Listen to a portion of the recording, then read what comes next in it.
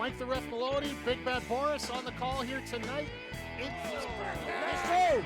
Let's go! Third! Super Kick Party!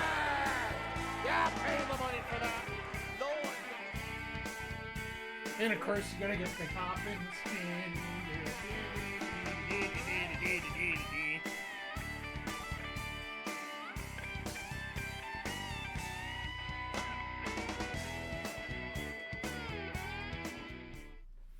Hey, yo, yo, yo, and away we go. Happy Saturday night. It's great to be back.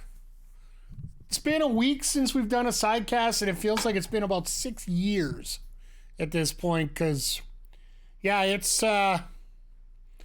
was fun at Dynamite on Wednesday, but, you know, missing you guys, it just makes it worthwhile coming back here, and just makes me remember why I enjoy this so much. So, I guess I should get back to the normal ramble here. Welcome to the AEW Collision and Rampage sidecast here for May 11, 2024.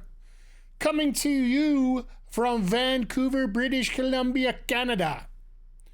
It is the second last stop on the Canadian tour. I put that in very big air quotes because the last stop of the Canadian tour is in 2 months in Calgary.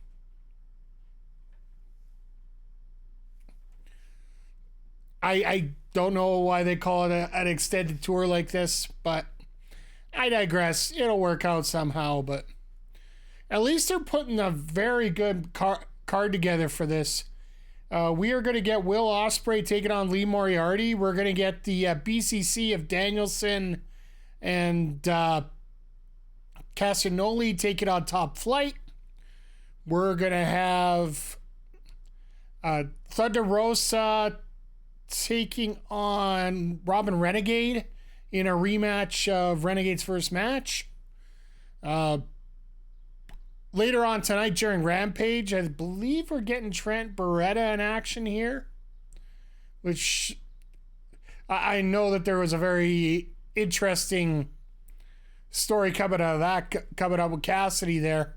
Wonder what's going to be happening here as we move along. Almost makes me wonder if we're ever going to get a Statlander Baretta match at some point after the heinous actions of Trent Baretta over the last few weeks. But I have to say, the AEW Dynamite experience, and if you haven't checked out the previous video on our YouTube channel, the YouTube wrestling channel, I did get home from the show and do a quick, I think it was about 20 minutes to half an hour, somewhere in there. Just wrap up on my thoughts and feelings of what happened at the whole show. Of course, there was the black mark on the show with the drunken fan. Well, I'm hoping he was drunk at least. Not to say, that, I encourage drinking, but at the same time, I'm just seriously hoping that there was a reason why he was an idiot the way he was.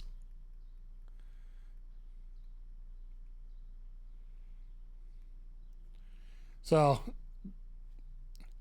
all the respect to Aubrey Edwards, to Rachel Ellering, and to Sky Blue for dealing with that whole situation a hell of a lot better than I would have. Oh, hell, they got Collision and Rampage live on tonight, so.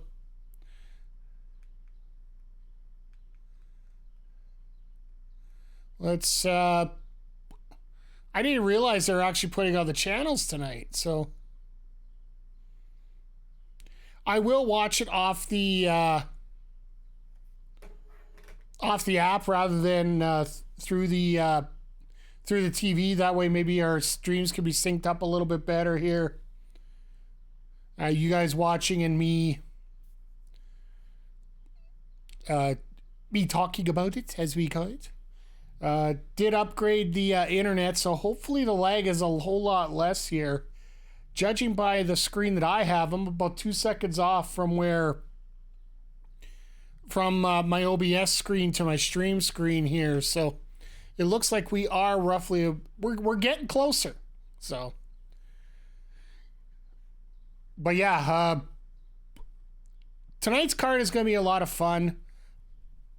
Just watch it out well, you of course got the main event, which just throwing it out there. Picked this bad boy up here. It's one of the 3 shirts I picked up at the show, which I will say this. I am a sucker for merchandise. Just a plain old sucker. $50 for a shirt. Then I realized if you go to Pro Wrestling Tees and order shirts there, it is actually more expensive to get them for Pro Wrestling Tees.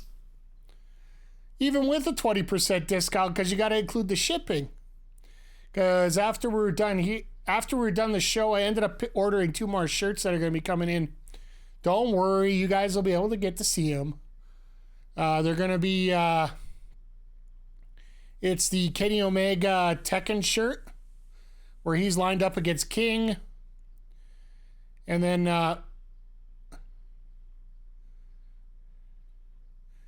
how Dalton Castle get beat up on the Omega Man show. That's what they're showing on TSN before the show pops up here tonight. So, all right, get your stuff done. Let's get to the show here. But how are you guys today? I hope everybody's doing well. It's been a very smoggy week here. As we begin the show here tonight, I do want to wish my best wishes to anyone involved with the fires here in Alberta or in BC right now. Because up by Fort McMurray, they're on evacuation alert.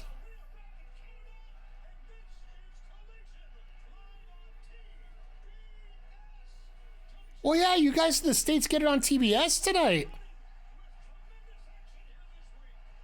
Because because of the NBA playoffs, I do believe they're moving things around here tonight. Last week we just got shut out for Collision just because both TNT and TBS had prior commitments. One was sports and the other one was Star Wars Day. Which, once again, as a reminder, may the 4th be with you.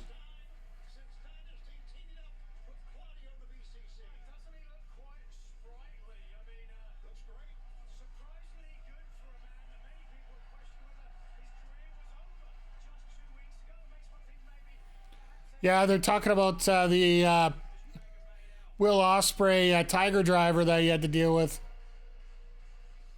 Of course, he's got to have the K-tape on the back of his neck, right?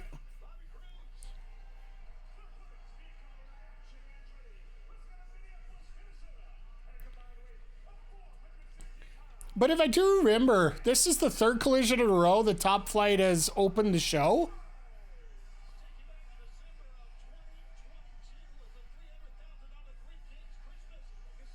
Like we had the, was it the 3... I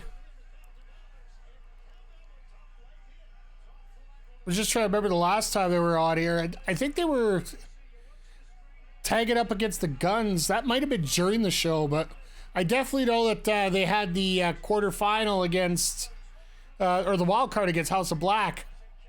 The winner was supposed to take on FTR in the tag team tournament here, so.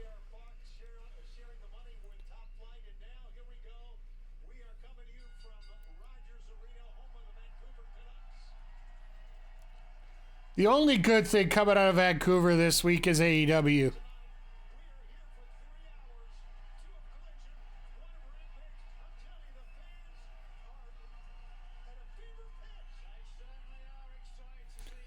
This is, from what I hear, is supposed to be one of the bigger crowds that they have here in Collision history. Hey, Zodiac, how you doing here tonight, sir? Hope you're doing well. Hope you're not getting smoked out like we are up here in Edmonton. So for those that are asking, yes, we are going to be here for all 3 hours of action here tonight.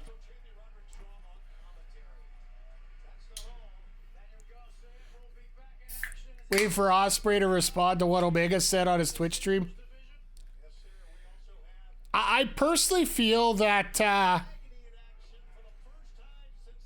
a statement like that from Omega is probably something that they're probably going to save for later. I can't wait for Billington and Dax. You guys haven't got a chance to see Tommy Billington in action. He's been up here in Alberta quite a bit, actually. Already fire season up there. At least the sky will be pretty with solar.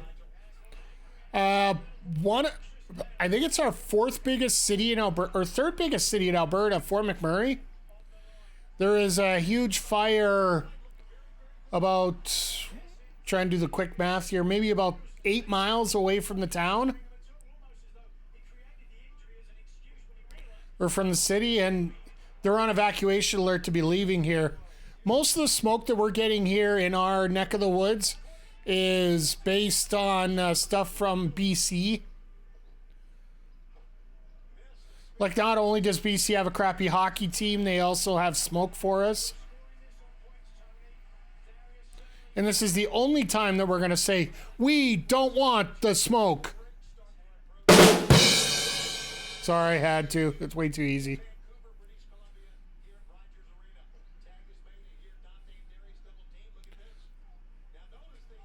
But yeah, in terms of about the comment about Omega, or the comments that Omega was making, like, I heard a little bit about what he said about Meltzer.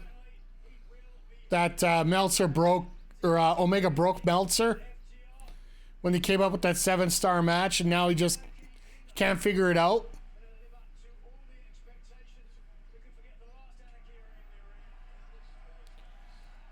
He's got a valid point.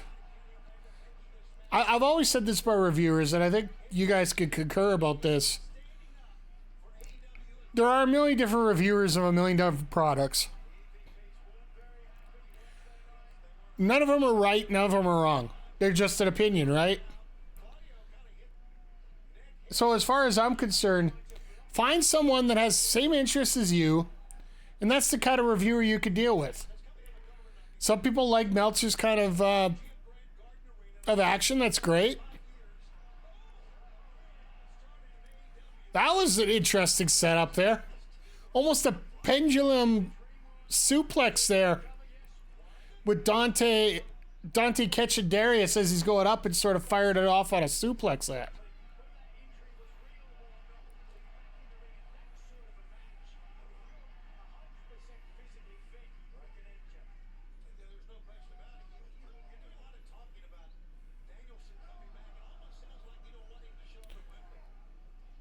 But yeah, no, how's the...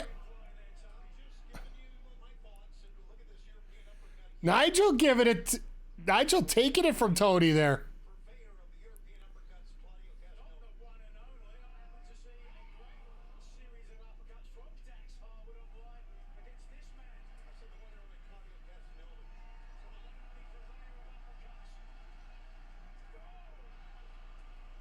Danielson right over it here.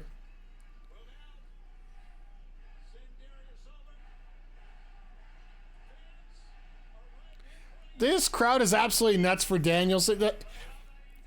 For people that don't understand the geography right now, Danielson is from the Washington State area, which is directly south of Vancouver. So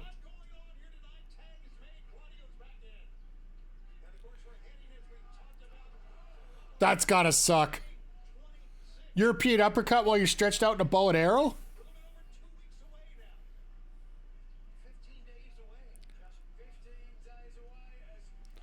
Oh, that's going to be a fun pay-per-view to hang out with and enjoy here.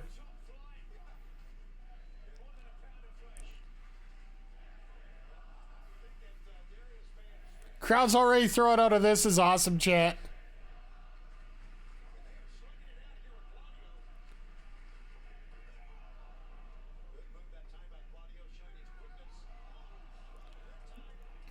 I guess brute strength is a way to fix things there, especially when you can throw a guy right into the post.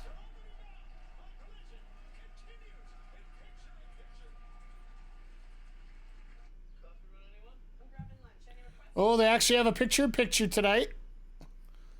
I guess because this is on the TSN main feeds here in Canada, they are actually going to show the picture-in-picture. Typically for Collision, we get away with just the random broadcast, right?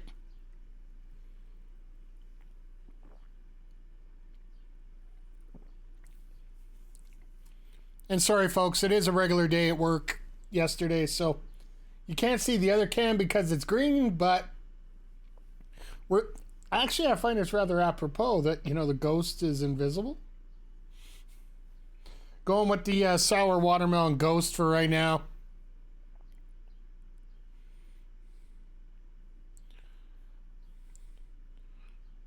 But how are things for everybody? I hope everything's going well. Things aren't going too crazy in life and times. And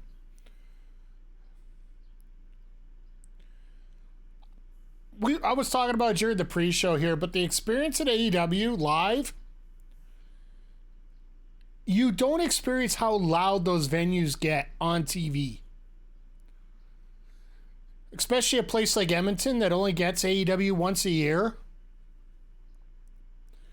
Despite there being a Oilers game going on moments after the game started, or after, there's a game starting right after Dynamite finished.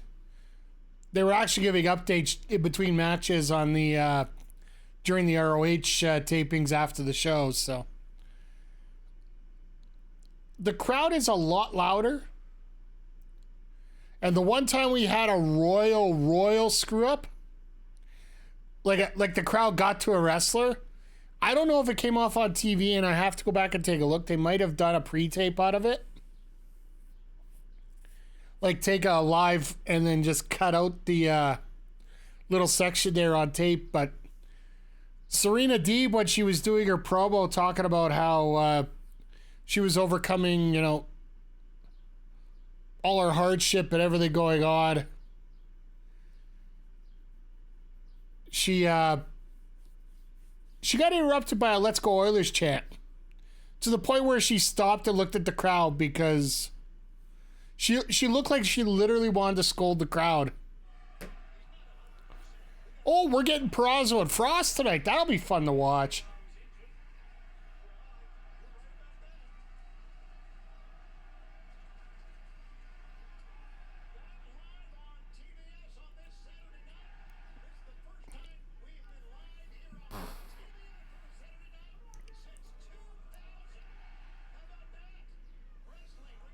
Live wrestling. Oh, okay, so this is the first time they've had Saturday Night Wrestling on TBS since WCW?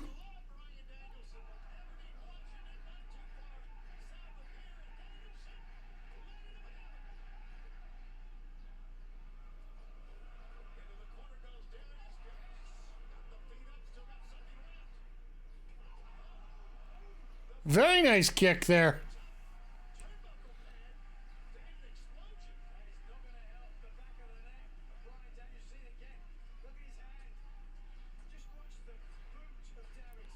He's looking for the crowd. He's not getting it.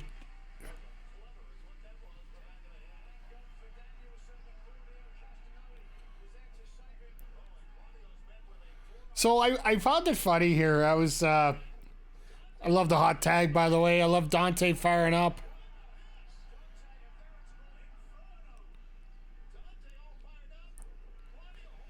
Nigel tried to do a joke that just didn't get over whatsoever.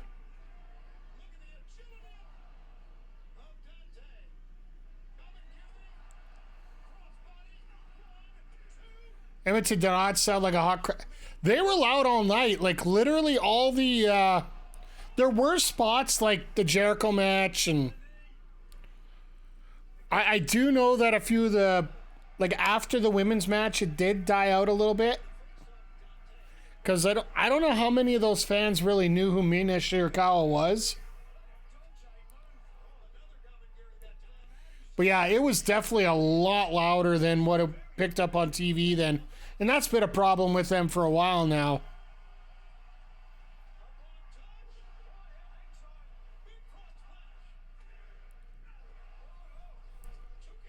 He did the dribble between the legs before he landed?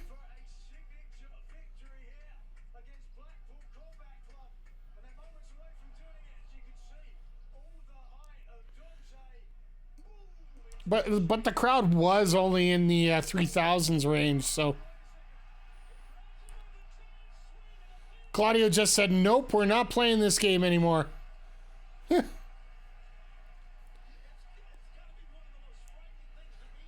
There was a, by the way, for anybody that was asking, yes, we did try to get a please retire chant to Mr. Jericho. But anytime we started to get any momentum behind it, he ends up tagging out to Big Bill. The only real complaint I have about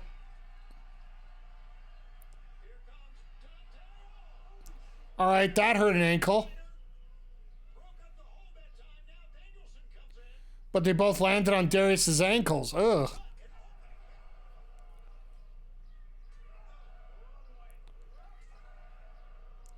Yes, they're showing the shirt I bought. I'm a sucker once again. But I ended up getting it through Pro Wrestling Tees instead because if you want to get something from ROH, you have to go through Pro Wrestling Tees. Or Sharp ROH. If you want to get them both together, which will save you a little bit of money here, of course, but.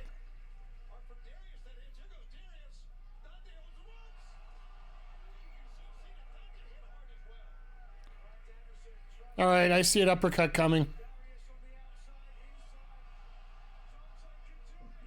No way.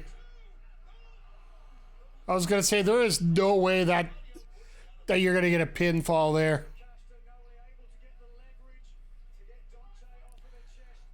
The one thing I was most impressed about the Edmonton crowd here on Wednesday is, despite the Oilers game that was going on, a lot of people stuck around for the ROH tapings. Like, I expected maybe half, maybe a third. I expected like an ECW type crowd, right? The ECW 2.0. Or WWE ECW, I think is the best way to explain. Oh, God.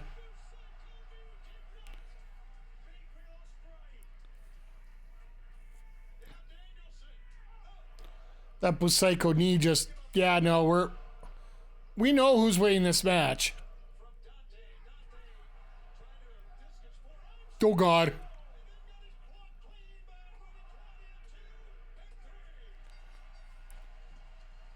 Claudio with that running uppercut. My God. Looks like a freight train going through.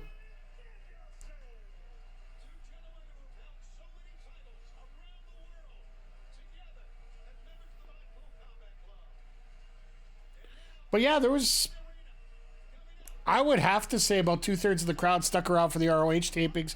You're not going to see it the way that they change the lighting scheme.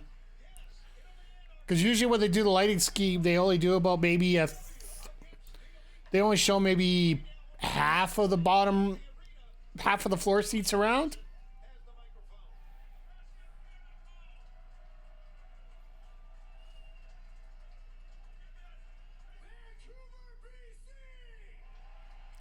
Cheap pop.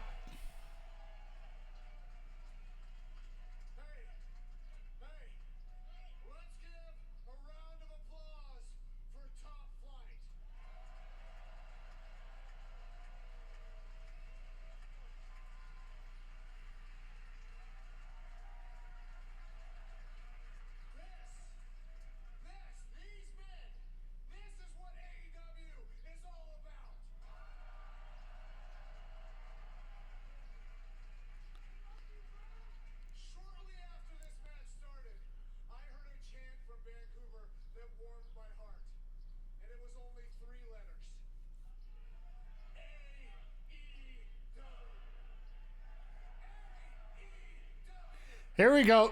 Cheap plug. Hey, somebody's got a McDavid jersey there. That guy has taste.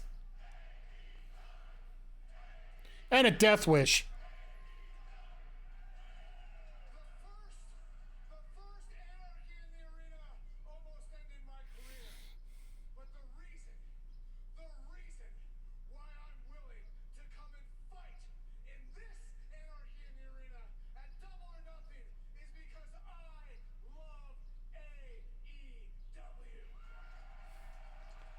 Yeah, it was sort of a weird choice to have. And Claudio's just, yeah, I'm done.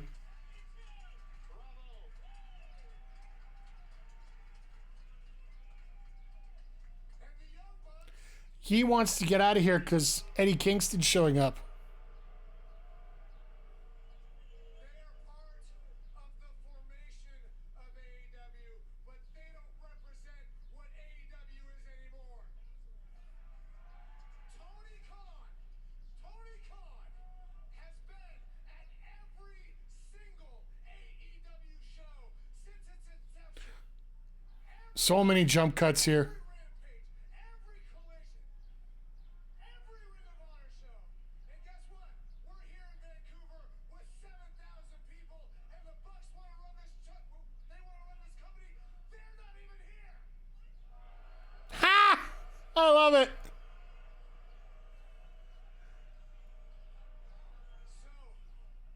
So you want to know why I'm willing to fight in a match that almost ended my career? It's because of one reason. I love AEW. I love what AEW represents. I love what AEW gives to the fans. I see Aberdeen is here for Danielson in the crowd. We'll do anything, and I mean anything, to protect it. The only thing that's confused me since they started this up, why, how could they get Eddie Kingston and Bryan Danielson to work together?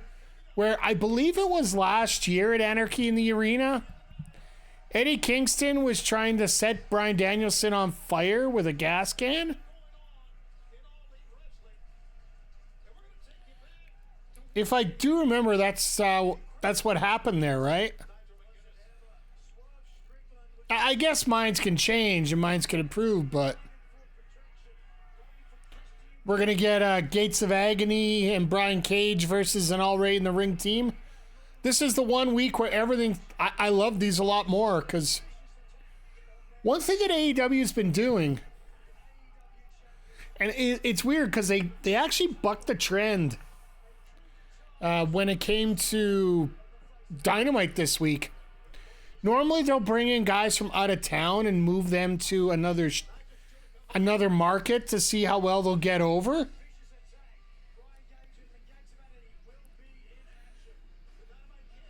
But on Wednesday, they actually brought in Harlan Abbott and Mo Jabari. They were the two that took on... Oh, we got Moriarty Ospreay next. Cool. They had Harlan Abbott and Mo Jabari taking on Jericho and Big Bill. And it was a pretty big pop there for Harlan throughout the entire match. I don't know if they expected it or it was rather weird that they actually put those two. I think those two absolutely deserve the spot. I do believe they deserve a lot more time on AEW programming, period. For those that aren't familiar, hey, Cameron, how you doing here tonight, my friend?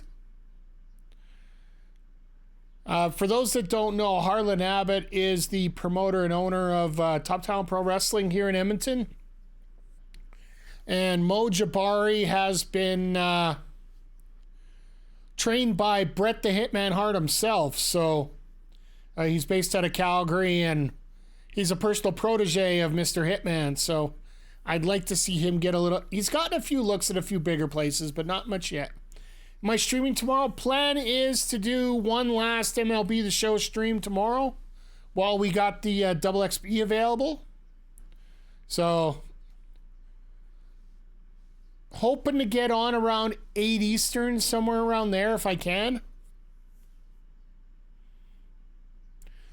You know what? If you're there, great. If not, I'll be missing you, but we'll definitely see you the next time we're out. Best way to... But yeah, just with the double XP, I figure you'll do one more round of MLB The Show. See, I do have a few complaints about a few things on it, but... I still enjoy getting my hacks in, and we'll see what happens tomorrow. We might have to flip across a couple different formats while we get there, but we'll talk about that tomorrow, about why and whatnot. Lurking for a bit? All right, well, I appreciate the lurk, my friend. But yeah, when we're talking about local talent here, normally, like the other groups that were in there, they were actually BC guys in the pre-show match that got brought in, as well as an ROH match that was done after the show. Tara Zepp from BC was taking on Anna Jay for a match for Ring of Honor that's going to be coming up this Thursday. Tape for this Thursday. They were also taping some matches today before the show started. I know Serpentico was part of that. I don't know. I didn't read the whole thing about it, so. But yeah, typically they'll bring in people from out of area. And speaking of, oh, here we go. Show is back up and running.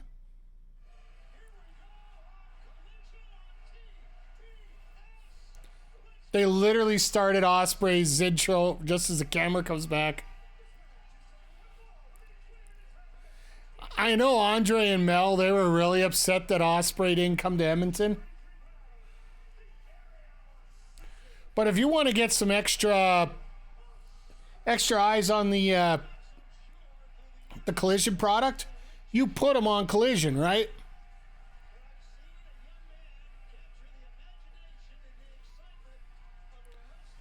Like, it's amazing. Like, we're not expecting to have 10 or 12 star matches every time, but Ospreay just seems to have that act of all his matches look great, one way or the other.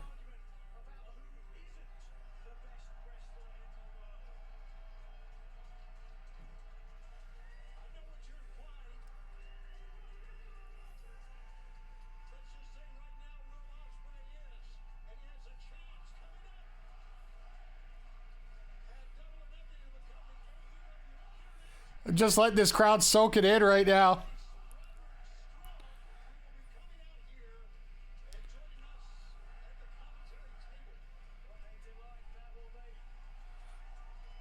I don't think the camera and the lights were working too well together there, but that's okay.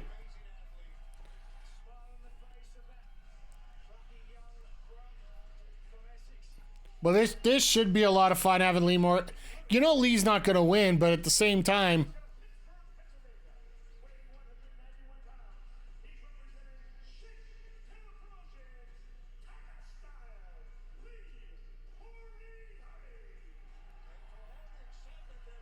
love the mask, love the getup, love everything here. But I'm better Whoa. than you.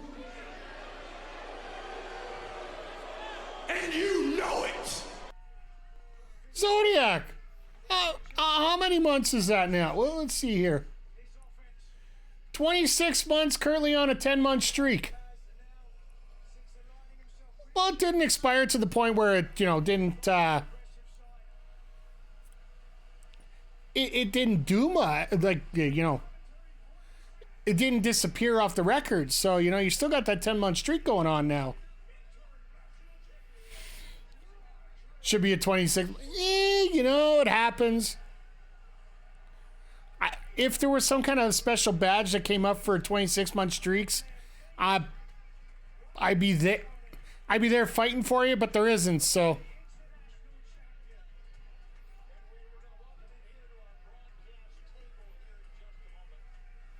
I love Ospreay just to sit down and watch.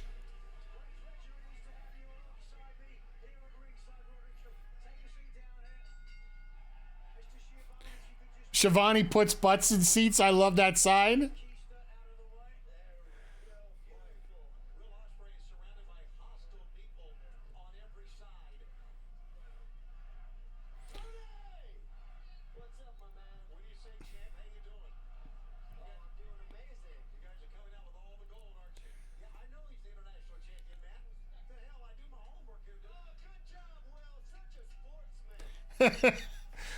I love that Roderick's actually watching the match, and Taven and Shivani are deciding they're gonna have an argument with each other here. So, so they're sticking around the Northwest all week, and next week we got a taped Collision.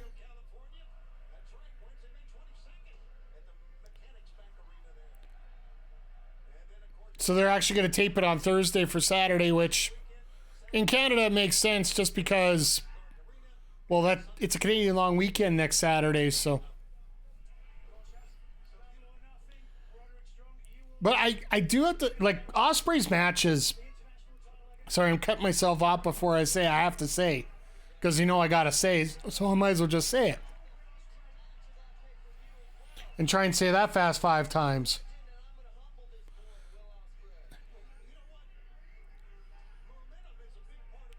But Ospreay puts every match to look good, but when you put him in there with a guy like Roderick Strong, like, this Double or Nothing card is shaping up to be absolutely freaking amazing here.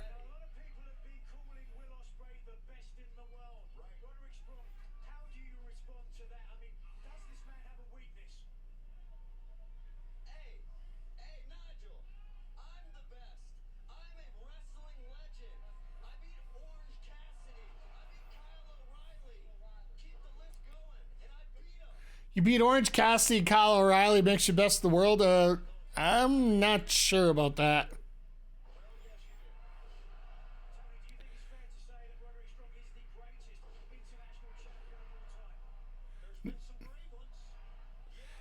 I love how Shivani will not answer the question while answering the question. Hey, Shivani, is Strong the best international champion ever? Well, there's been some great ones. I'll still say Orange Cassidy was the best international champion just because what he did with that title, right? The international title turned into what that TV title should have been. Now, Copeland's actually, I'll preface that with Copeland actually has decided to turn that title into sort of the same situation as well. With the fact that he's been fighting everybody pretty much every day kind of thing, right? So, like what, in the last 3 weeks he's done, 3 of the 4 shows, he's done Buddy Matthews, he's done Brody King, now he's doing Kyle O'Reilly tonight. Who knows what he's got in line on Wednesday?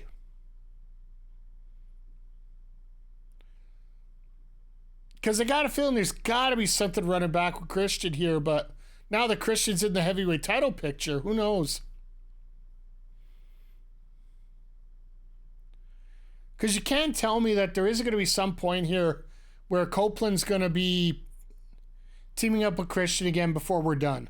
It's got to happen, whether it's a heel or a face. I'm assuming it's probably going to be a heel. I think basically Copeland's going to go till the fans start feeling like they're not having it, and then he's just going to go to Tony and say, look, flip me, put me with Christian. Let's have one last run together, and that'll be it.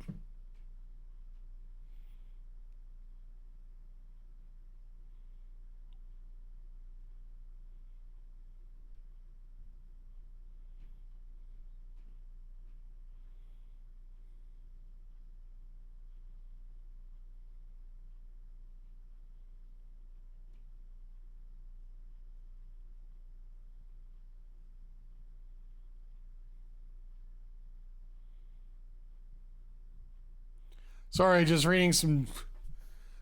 I believe Discord drama is the way to put it. I've really learned this week that, you got to focus on the positives more than anything, rather than trying to bring back old negatives. While there is some shady stuff in people's past, sometimes you just need to. You need to decide just to move on and get away from it. Because as much as you complain about other stuff, you definitely need to. Bryan Keith in action is getting a graphic tonight. That's a first. I love it. I love the fact that Bryan Keith's getting a little extra spotlight here, but and the WNBA season opening up on Tuesday. That's going to be a lot of fun. So many choices. And once again, everybody, just thank you for being here. I'll be honest, I'm fighting tonight because when it's plus 20 in or plus 25 in an unair conditioned apartment, you don't sleep well the night before, and I'm not gonna make excuses. We're gonna have some fun here as we go. Oh my goodness.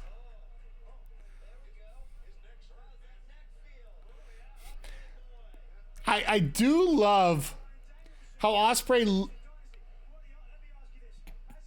actually shows you where the injury is. It's almost video game style, right? Whereas you're going to go after somebody, you literally have that arrow pointing down at their weakness or whatnot.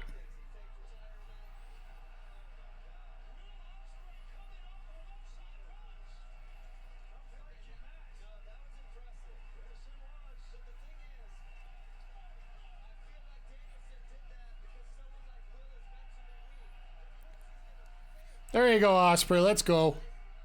Firing up.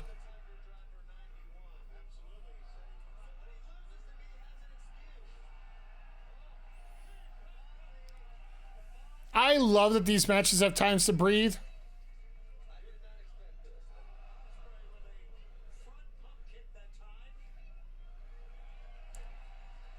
Oh, Ospreay. Oh, he's going over a springboard. AJ Styles, eat your heart out.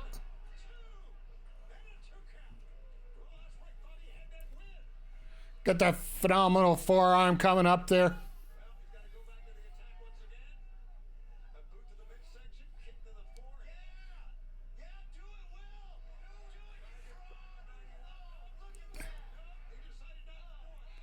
Just a few more quad kicks, that's fine.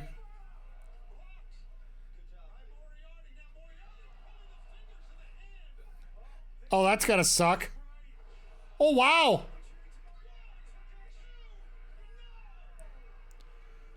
I thought he was actually gonna hook up an armbar out of that.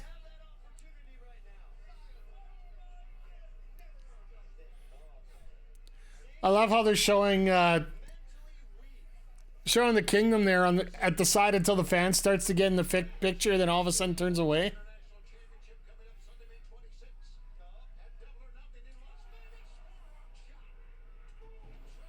Oh, there's a receipt. Trying to go for a spig. Lee Moriarty, when he came in here, there was that crop of Lee Moriarty, Wheeler Yuta, Daniel Garcia. I wonder if they have Nando's in BC. Blue Thunder Bomb. You can tell Shivani doesn't know the name of that move.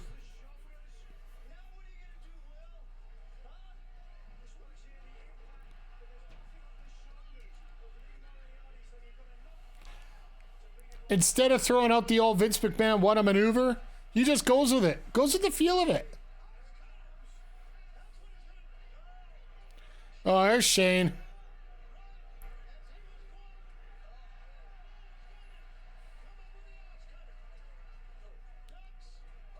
I love that kick.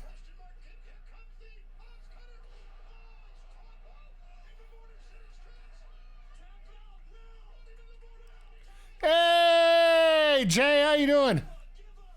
Good to see you here tonight. Just having some fun out of, oh God. Having some fun out of Vancouver.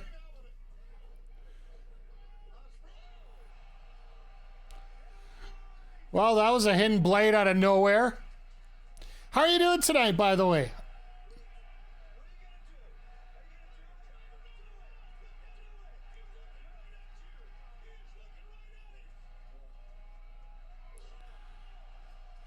I love the store breaker board. Just as easy to pull off.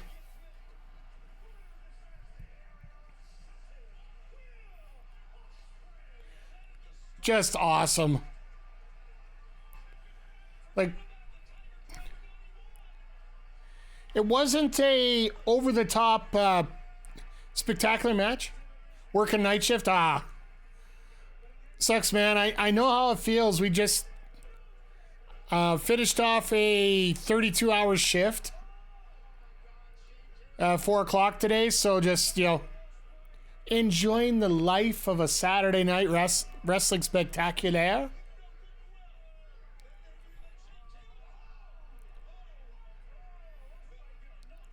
Well, it looks like we got another match set up for next week with old Shane Taylor.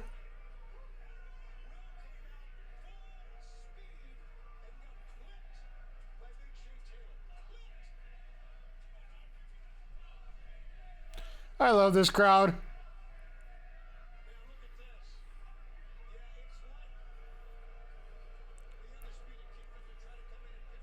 It's like Roderick did all the work, right? But no, tonight's actually a very good night here. Wrestling out of Vancouver. This is the first time that Vancouver's getting a AEW presentation, so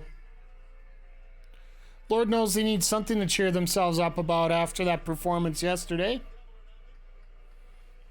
Hashtag Let's Go Oilers.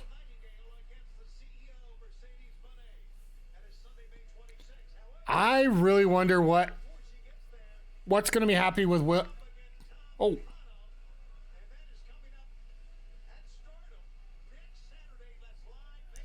Oh, so they're doing the TBS Championship match next week at Stardom.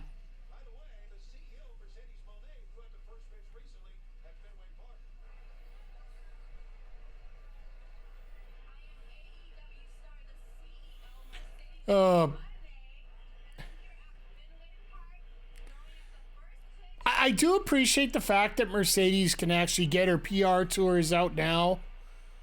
I just hope that once she... Holy crap! Mercedes definitely got an arm there. Being a Red Sox fan makes her a heel. Coming from a Blue Jays fan, I will say that I'm pretty sure... Are you a Rays fan there, Zodiac? Gonna be at Fenway in August?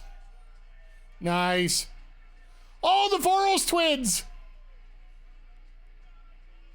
Okay. White Sox. Well, I'm just surprised you don't hate life right now if you're a ball fan for the White Sox. The only thing you could say is you're one of the three... the only thing worse, it may be you saying you're one of the three Oakland A's fans.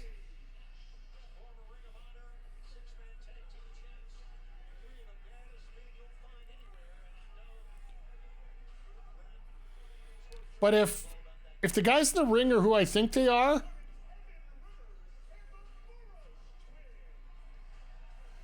So Evan Rivers actually is getting his second shot this week. It's very rare that an endorsement talent gets 2 shots on 2 nights on a tour like this. Like the Voros Twins, they've been in ROH before. Evan Rivers was on a pre-show match in Edmonton when they were taking on the Dark Order.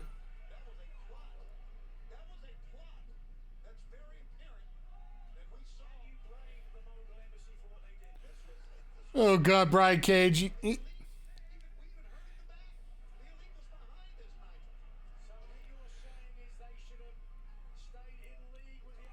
Oh, God.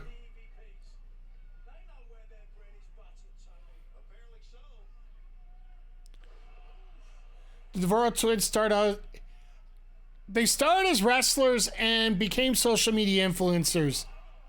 Just because, it's the same ones that the Da Vinci TikToks. Yeah, that's them. They actually did start out as wrestlers and they got a promo that worked. But yeah, these are the two in the same here. And Rivers just gets nailed. Used to see him on TikTok. Well, that's like a lot of things on TikTok. You'll get a viral sensation. It'll be around for a while. They haven't gone anywhere. They just... Once COVID started, wrestling died up. So now that wrestling's back... The Voros Twins are literally getting excommunicated from the building in a hurry.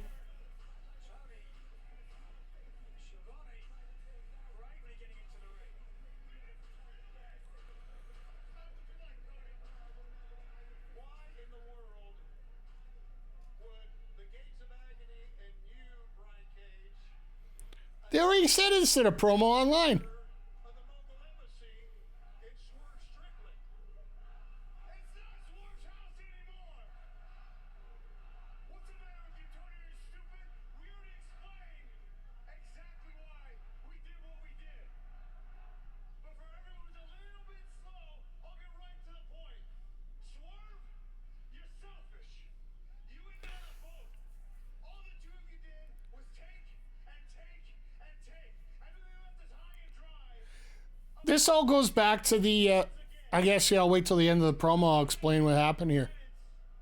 We were looking for. What we were looking for is the leadership and guidance of the new AEW product, of the new showrunners, of our elite EVPs, Matthew and Nicholas Jackson. Oh my.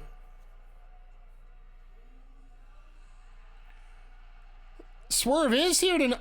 That's right. He was at Defy yesterday. Well, on the Independents before getting signed, he was known as the Swolverine.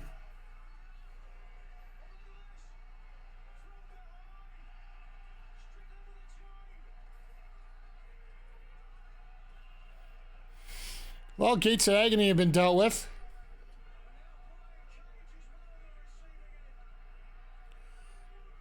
Sorry, no dancing today. Oh my goodness. Got caught to the drill claw. But yeah, he literally decided to go with a Wolverine design as much as possible. And he's wearing the Swolverine tights tonight. Actually, Jay, you'll really like, and everybody here, you're video game fans. Bryan Cage actually has a set of tights that is Streets of Rage, but it's Streets of Cage. Colors, text, everything matches up perfect. It's going to be great.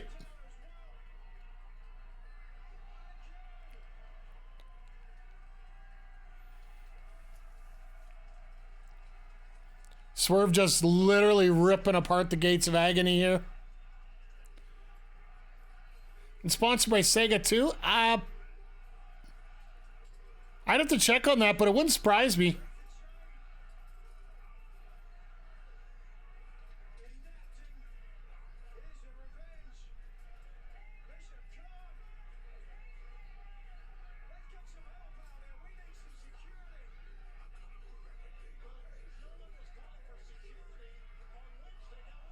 Oh God.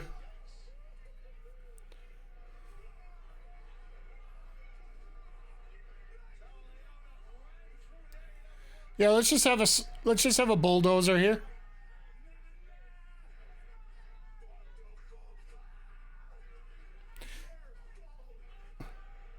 Nana's fault.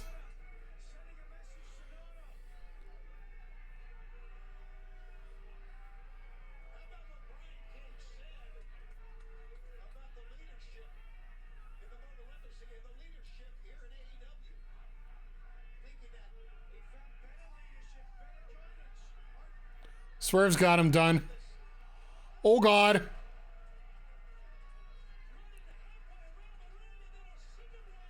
Let's just pull out a random cinder block and deal with things that way, right?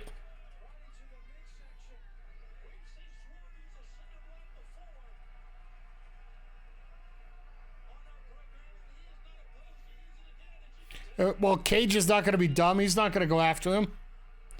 He knows that the Gates of Agony can deal with a lot of... Oh, God.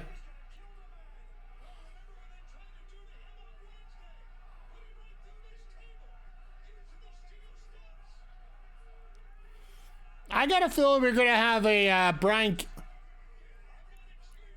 Cinder blocks are an instrument of peace. No, Cinder is an instrument of peace.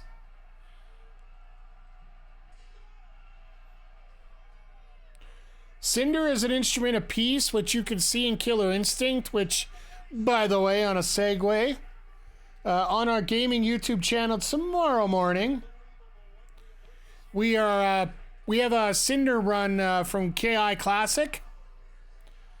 That'll be up at 10 o'clock Eastern, 8 o'clock Mountain. And then as well, coming out, I do believe it's around 2 o'clock Eastern, noon Mountain here. The latest episode of Retro Hangover, where I'm join the guys for a talk about Killer Instinct itself. A lot of fun. A lot of fun. I really enjoyed my time there.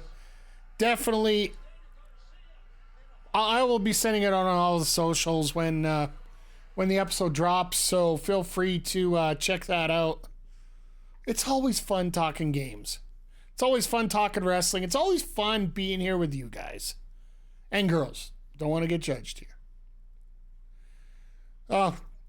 And I'm not just saying, it was just out. It's so weird for me to be a guest on a show. I'm usually the guy in control of the situation, and I'm the guy that's usually doing most of the pushing forward when it comes to different things, right? Because, well, hell, I've been a podcast host for the majority of 10 years now. Well, no, personally, the most of 14 years. 13 years. God, I can't do math these days. But just being a guest is a whole different ball of wax, because you get that nervous of being around, right? I love the soundboard with the episode on YouTube. Yeah, like, if you go onto our gaming channel, I do have Thursday and Fridays videos where the TJ Combo and Orchid playthroughs. If you guys want to link to the Retro Hangover and you want to help me out, go check those videos out on our gaming channel. The link tree to Retro Hangover is available there. Then you can pick whatever streaming platform you prefer and just follow them, and it'll be dropping your system tomorrow. So, but what can I say? I'm a plug machine. I do things somewhat like that. But speaking of which, when you go on there as well, you'll get to see what we did last week with WWE 2K24. Oh, there's a link tree in the chat there for anybody who doesn't have it yet. Feel free to add it. Click on the link. Go find your podcaster of choice. Go show them some love. They do some great work over there. It is great listening for me in the truck while I'm working on Sundays. I've been going through the backlog and just trying to get Spotify to download everything.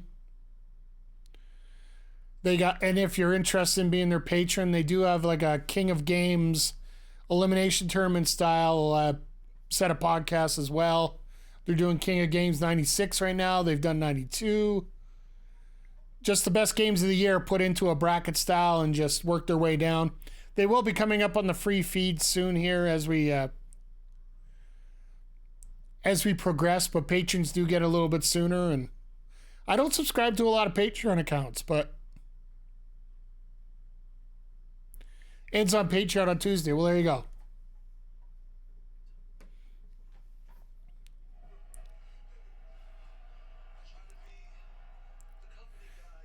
KJ! Good to see you here, and see Swerve completely pissed off right now.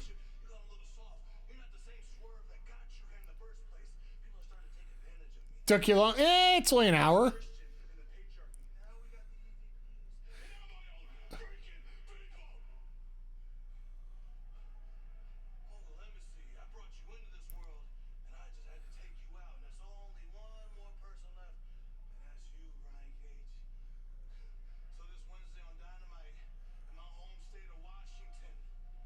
Ooh. Ooh. Swerve versus the Swolverine.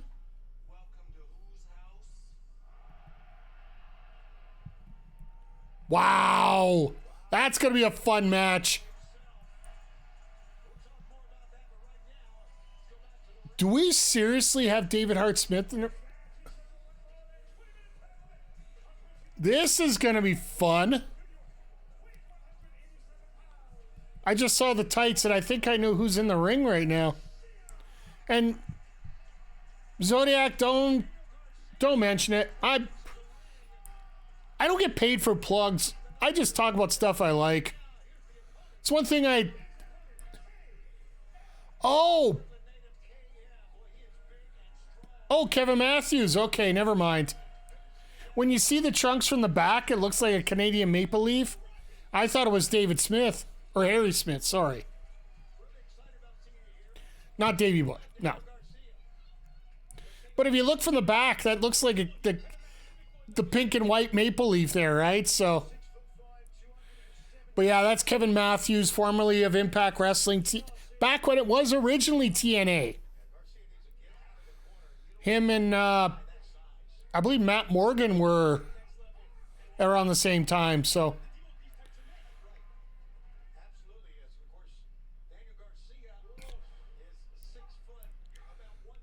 but here's one of my biggest complaints I have, and I know by size difference we're not going to have a big deal. Wow! Why is he dancing like me there? Seriously. If I was going to start dancing, that's probably what I'd look like out there. Ugh.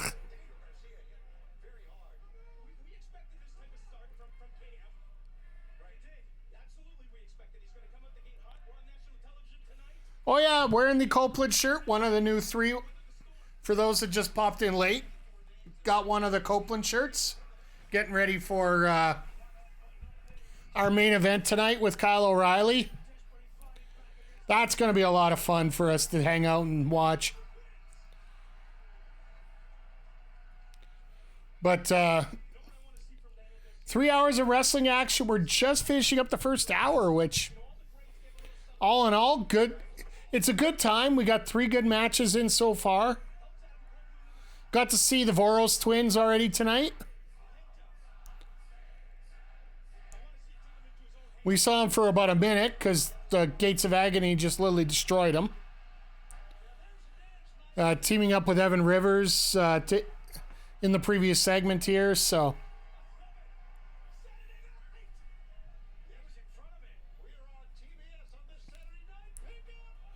Then also Top Flight against the BCC. Of course, the BCC were going to win, but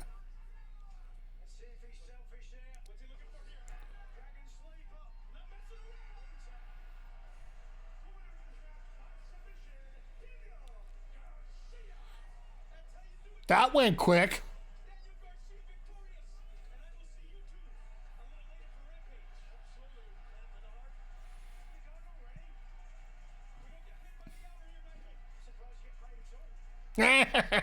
Nigel getting angry there.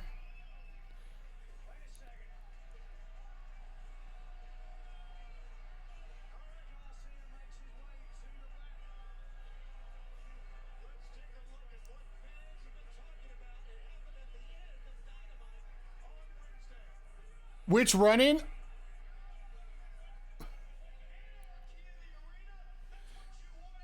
Sorry, I missed that, but yeah. No, a fan. Oh, I missed that. At least we didn't have that in Edmonton. I don't know what's worse. The fan trying to be a hero, or I didn't know Edge's real name was, and saw that Adam Copeland rated our superstar on Wednesday and was like, he stole Edge's nickname. Then he came out and realized it was him. Hey, you know what? That's one of the thing. That's one of the things we're gonna have to worry about going forward. Was when Garcia was staying at the barricade at the end. Oh, okay. That doesn't surprise me.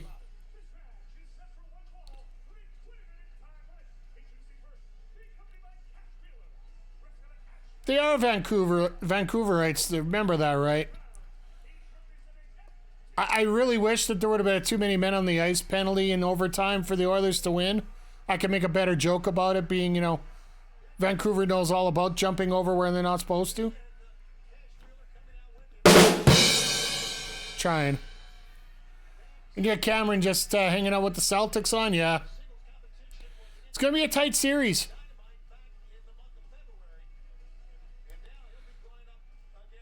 Last night I was watching a lot of the Celtics Knicks series, which absolute barn burner. Did you guys see that clip online of Reggie Miller talking about why he oh,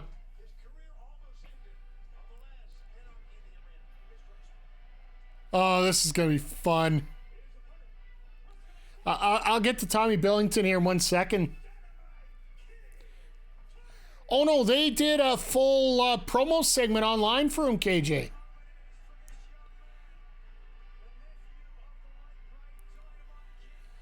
This man here, Tommy Billington, last night went 20 minutes with Mo Jabari here in Edmonton as part of Top Talent Pro Wrestling. Then flew overnight to get into Vancouver to have this match against Dax Harwood, which Dax has got to be going nuts. This is going to be one of... I guarantee you this is one of those... Brett called Dax and wanted a favor. It wanted somebody to work with this guy and make him look like $1 billion.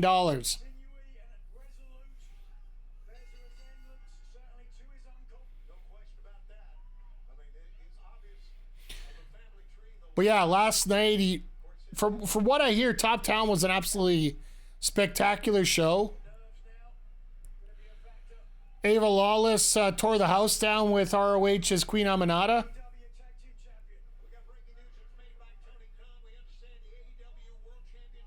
He looks 16, yeah, well. If you take a look at, if you actually look at the original Dynamite Kid, he doesn't look old for his age. But yeah, I think he's got to be in his low 20s. Let me quickly take a look here for you.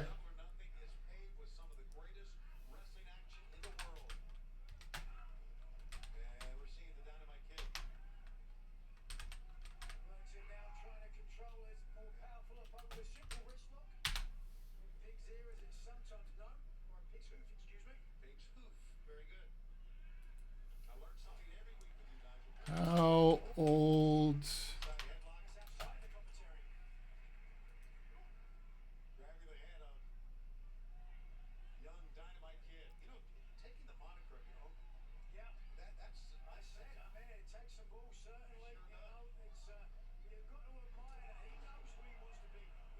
I love how everybody talks about their debut.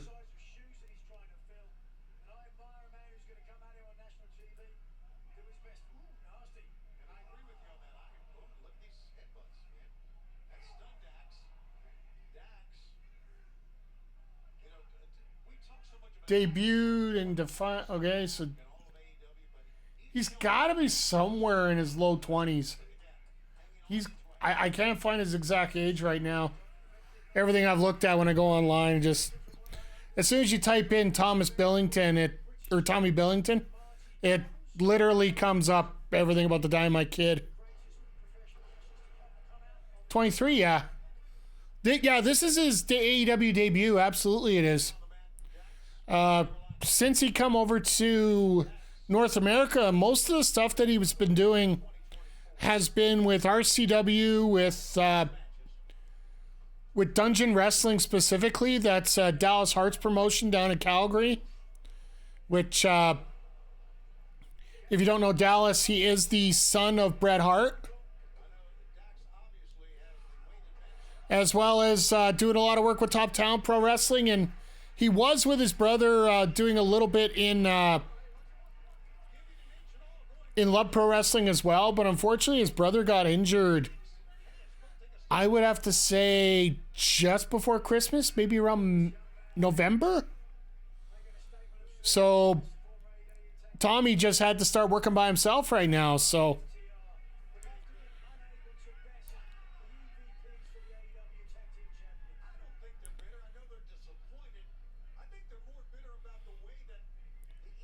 Then, of course, his cousin Bronway the Dynamite doll is living in Calgary as well, so she works quite off with RCW down there with Matt Hart. I do believe he's the son of Smith Hart.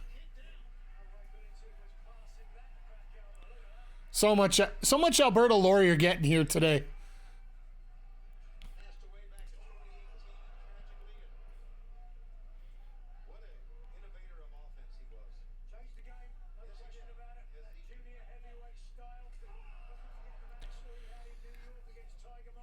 I just love listening to everybody just gush about Dynamite, right?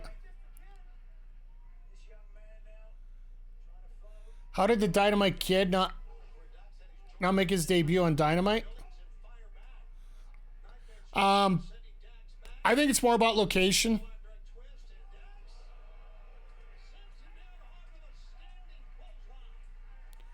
Did they specifically why Tommy's face? I'm predicting that it was Brett asking a favor to make. This was a request from Brett, probably.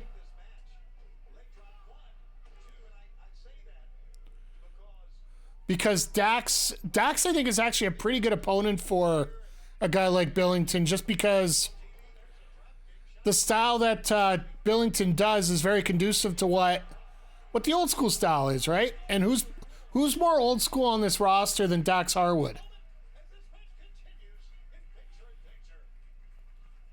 And once again, like we were saying, I'm pretty sure that he was happier than a pig in you-know-what. And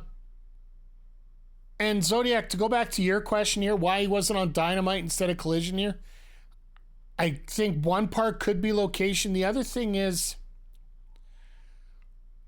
and we were talking about this off the beginning of the show here, why Ospreay's on this show as well. If you want to boost your ratings for for Collision, and this is a very specific Collision. Yes, I get the branding part. That's why they've been saying Tommy Billington more than anything else here. And plus also, do you want to put the extra pressure on the kid that way? But if you want to get the eyes on your product, because here's another thing that a lot of people, like in Canada, to us, it doesn't matter. The only difference is it's on TSN2 tonight instead of on the TSN Video On Demand channel. But having it on TBS in the States versus TNT, having it on the mothership, having it on the channel that will probably get you more viewers. If they could pop a big number by having Ospreay here, by having a debuting Billington, for having kick-ass match for Kyle O'Reilly and Adam Copeland, that's a match a lot of people want to see. Yes, I know that's an automatic because it's a hometown for O'Reilly, but in the same respect, if they could find a way to pop a really big number on TBS, this could be a signal for Warner Discovery to maybe think about a little bit more of the TBS line for maybe Saturdays rather than doing it on. But I'm better than you. And you know it. Mick G, how the hell you doing? Just waltzing right in with that sub. 26 months. Thank you very much, sir. I appreciate it. We were just talking about why certain matches are booking here and versus doing them on Wednesday on Dynamite here. Balls. I don't even have a bouncy ball here to try to make a sound here for that, but yeah, no, life is going good. We're in hour 2 now of our 4 hours Saturday night here. First 3 hours of live wrestling, 4th hour of me attempting to book wrestling once again.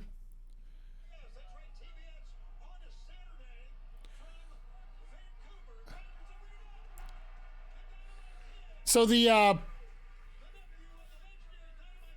also reminder here, This is the first time that AEW is on TBS since, sorry, not AEW, wrestling has been on TBS since WCW on a Saturday night. They have yet to ever have that. Oh, you've been dealing a lot of balls today. How'd the tournament go, sir? I'm assuming 6-0 and 25 home runs.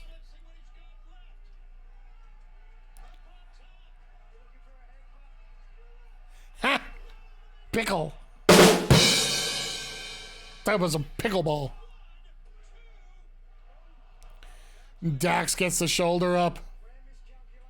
Lost in the semifinals. Actually had 6 home runs. Hey, in honor of the home runs, we get the home run song here. Don't hate the player, hate the game.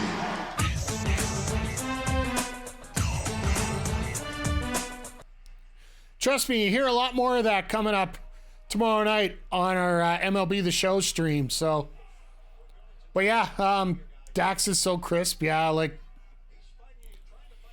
and that's the thing. He's crisp and he's very old school. I don't like to run anymore, so I hit the ball far. Very smart man.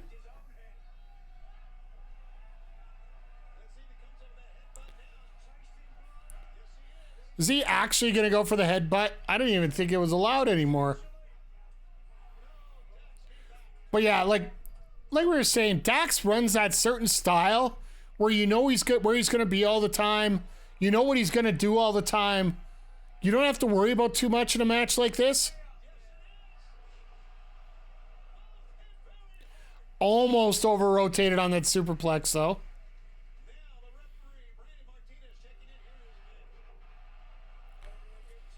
As you can see, Billington's butt almost hits the mat first.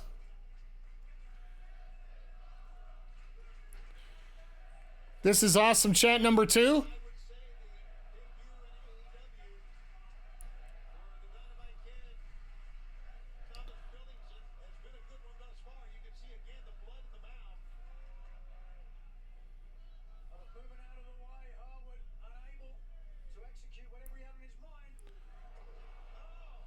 I just don't like to run anymore either, so when people try to lead me on a foot chase, I just drive behind them. Hey, very smart move.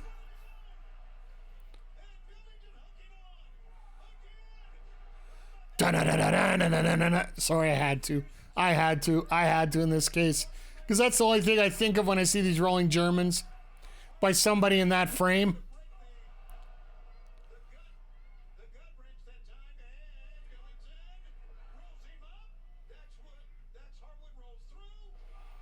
Oh my goodness. Oh yes, Dalton Castle going to be taking on Trent Baretta, so I'm glad that Dalton's getting some work.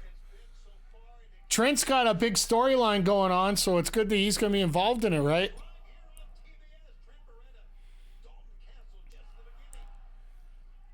I like the fact that Bryan Keith is actually getting a graphic, though, saying he's going to be in action.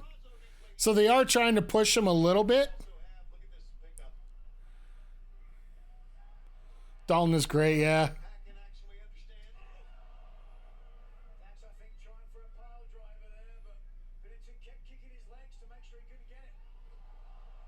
Flip through small package.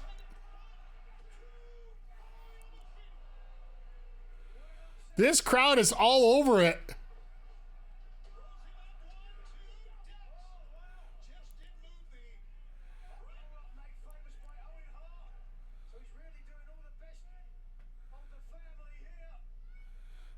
Doing the best of all the fam. Oh, the victory roll. Oh no, that's it. Good night.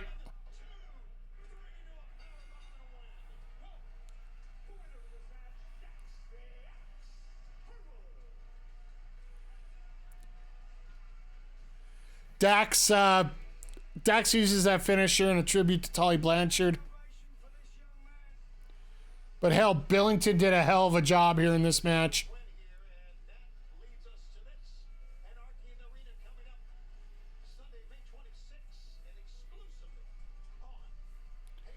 Give him his flowers. Give him his flowers.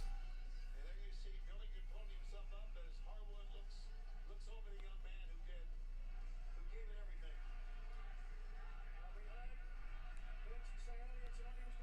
Yeah, he does look like the OG.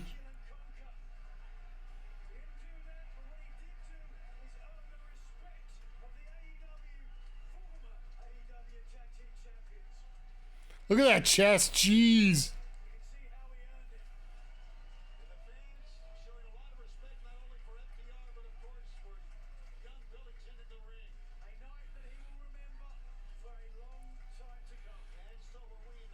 I got a feeling that Billington, this ain't gonna be the last time we see Billington on an AEW screen. He's got something there. Very nice debut. Okay, fans, we've got some breaking news to give you. As you know, the No. Dalton Castle family has been looking for revenge for what happened to Powerhouse Hobbs at the hand of John Moxley. We do understand now that What the brought in a man that he thinks will get the job done. Kids. Kayla, you're interested in this, right? This tag match might. Friend Jim Cobb will be coming in at the behest of Don Callis to take on John Moxley and Bryan Danielson live on Dynamite. There are so many levels to this match. TBS 8/7 Central from Everett, Washington. Jeff Cobb was one of the first. We're getting Kyle Fletcher and Jeff Cobb taking on Danielson and Moxley next week in a tag team match. Now, Jeff Cobb in NJPW has been the first person to absolutely crap all over Moxley, winning that championship. You know, last year at Double or Nothing was one of 4 pillars. And I've never been so goddamn miserable in all my time here at AEW. But this year, I still get a bruised eye from Kenny. I get all these bitches pulling my hair. And I've never felt so alive. This year, I'm the keystone of the anarchy in the arena. I cannot wait. All of you are dead.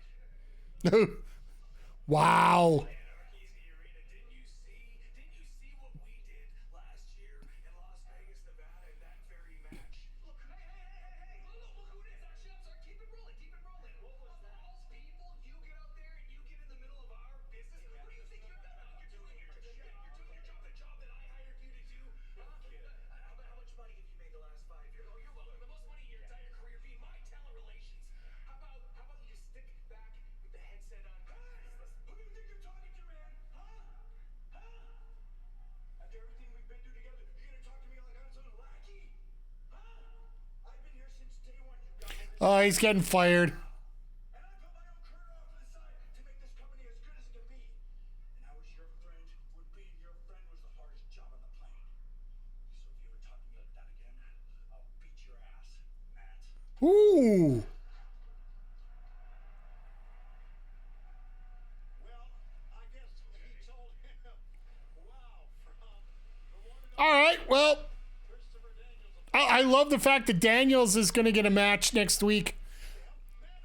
Daniels' home area is the Defy area, so it actually makes sense if they're going to do. You know, I'll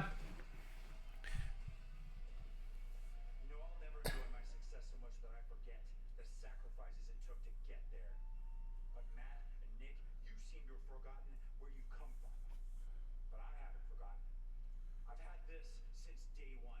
I was in the room when it happened, when it was the Young Bucks and SCU and Tony Khan and Kenny Omega, you know, the 2 guys you put on the shelf. When we were there doing the work to make AEW the best wrestling promotion on the planet. I remember that so much. The first tag team title match. Them to reap the benefits, but you want to make it about yourselves rather than the company. And I'm not going to let that happen. This past week on Dynamite, you tried to start a riot in the ring, and I went to go do my job to keep the peace. And you talk down to me like I'm some servant, like I'm less than? Well, Matt, Nick, you found out I wasn't going to stand for that. I'm not going to just cower when you speak, but now your feelings are hurt. Because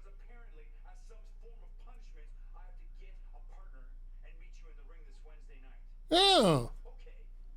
Well, as far as a partner goes, I'll pick Matt Seidel, the original high-flying innovator, the Zen assassin, because we've held championships before, and we know what it means to be successful. That's right. He's not allowed to tag with Nick, when the bell rings, Scorpio anymore. in play.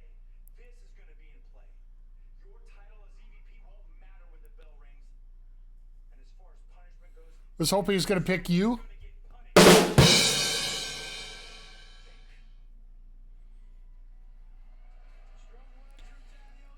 So, for people that don't know, Danielson is another former Defy champion up there in the Northwest in the Seattle area.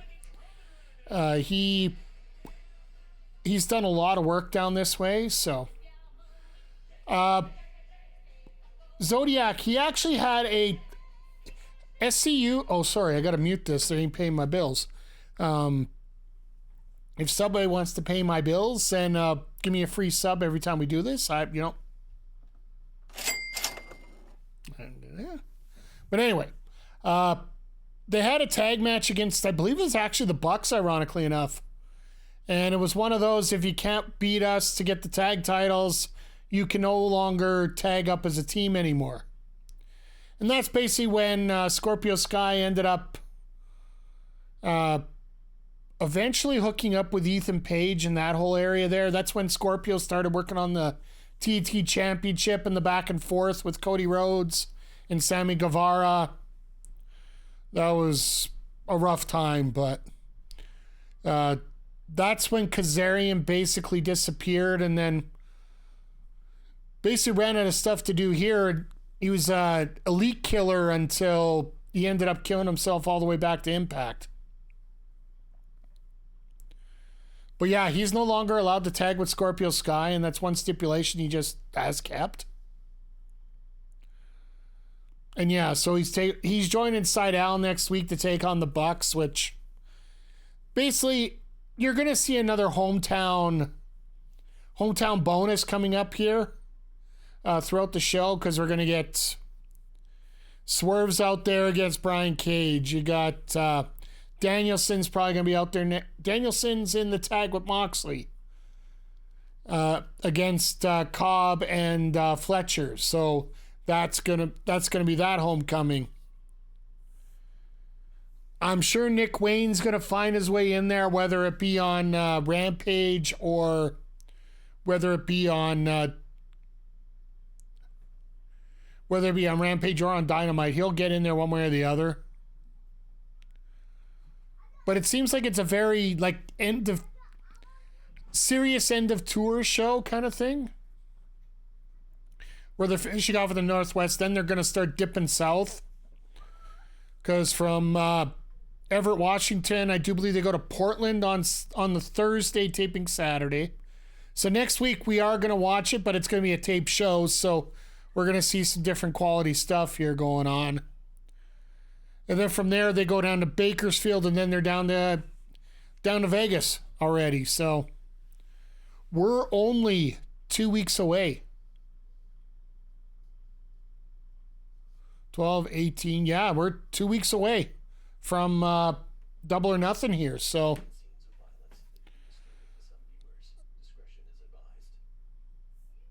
I love how the tours were. 20 years I've been doing this. And in 20 years I ain't never fought in a match as brutal and as dangerous as Anarchy in the Arena is. And apparently, the only two guys around here that make both shows is the workhorses of AEW. And that's okay with me, because that's what I get paid for. But then this Wednesday night, Everett, Washington, after I just had a brutal battle with Dynamite Kid Tommy Billington, great kid, great young talent. Now, I gotta fight a man who may be the greatest professional wrestler of all time. That's you, Okada. That's you. First Whoa. the axe for Okada. And this ain't no patty cake, New Japan, young boy crap around here, okay? This is pro wrestling. This is AEW. This is where Okada versus Harwood. Okada, I promise you, Wednesday night, you ain't never fought. Guys, girls,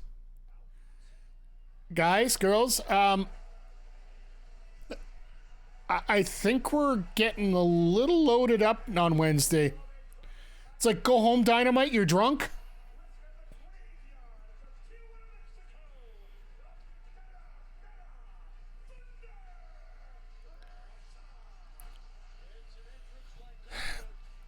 So this is going to be interesting. We got Deonna Purrazzo in the building because she's taking on Lady Frost later tonight. And Thunder Rosa's coming out now, who is having this feud with Thunder Rosa currently. Okada challenge. I missed that. Okada says one thing and leaves, and I'm talking to you guys, so I missed it. Sorry. It's going to be a hell of a match. Let's just... Yeah. If we look at everything that's going on in that show, we're pretty damn well stacked right now. I think we're just going to have to hear what the women's match is going to be on Wednesday.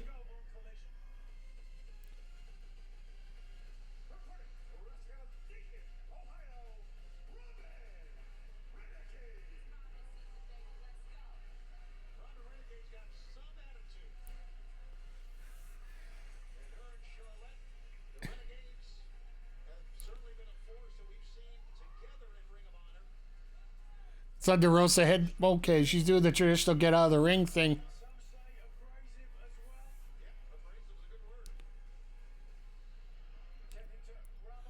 But yeah, the Renegade sisters pretty much have like a twin theme going on with them.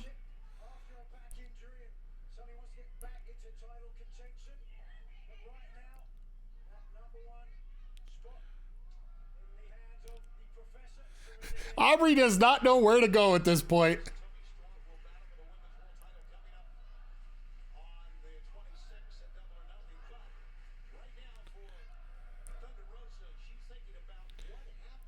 It's funny because if you look at the positioning of the referee, from what I remember, from what I was told from a bunch of referees, typically you try to be the left side of the heel, except when you're on camera, you just got to go where it fits out best. But Aubrey just couldn't figure out where to go in that. She's just basically doing twirls.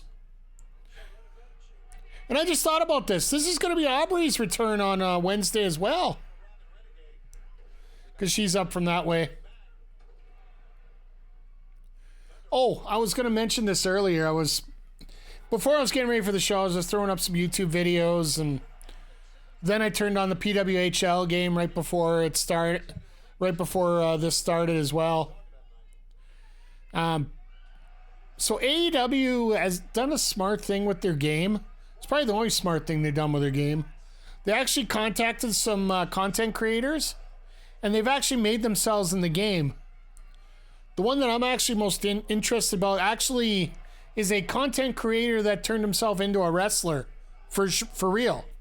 He actually trained with Sean Spears and Tyler Breeze. Chris Danger, or Chris Danker, if you're watching on YouTube. He actually created himself in the game. He's actually had a couple matches. After his first match, he really got messed up. Screwed his arm up pretty good, but he's still wrestling. He's still going. He was supposed to face Adam Cole the week before his ankle broke. Or sorry, the week after his ankle broke. So, but yeah, there are free updates in the community creations community. They've added a couple extra rings for it. We might pop in there and just take a look at the rings and see what's going on. I'm tempted to get the World War III pack, depending on the price.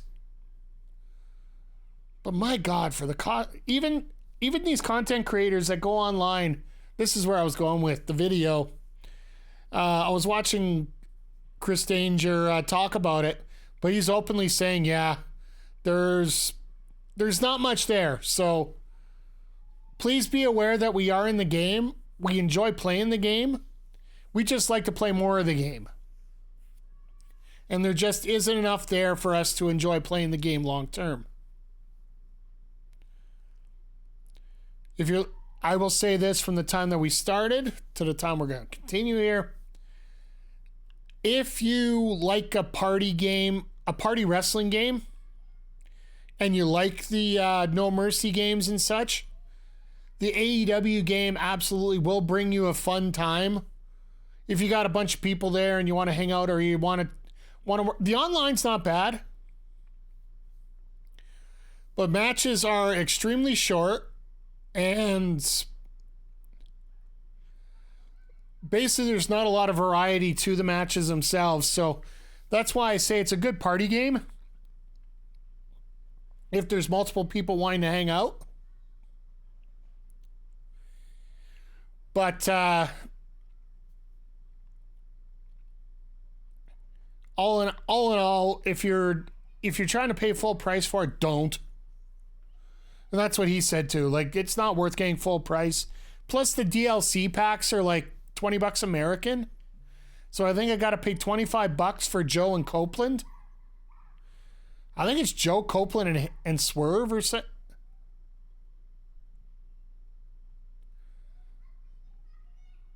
Which I get strike when the iron's hot, but seriously. We might get to her eventually here, but like I said, I'm not gonna go away and fork out that kind of money with it. Maybe we can get the content on sale.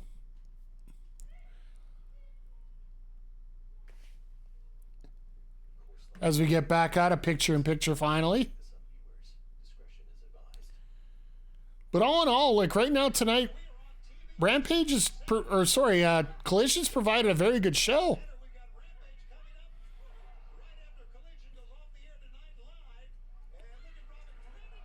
Wow.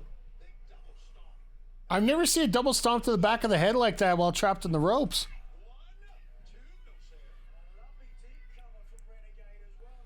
It's actually a very good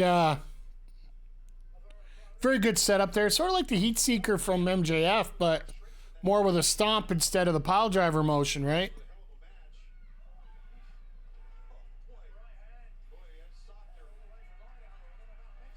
Robyn out on her feet.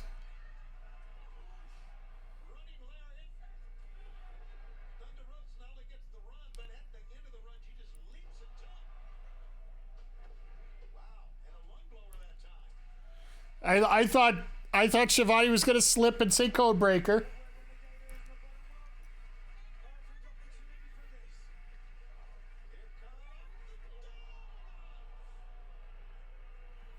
All right, let's hit the Thunder Driver. Let's finish this off.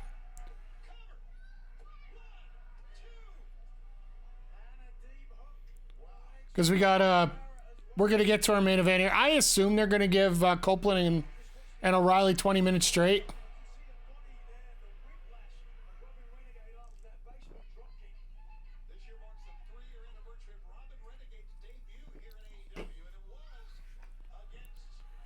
No Willow tonight, no.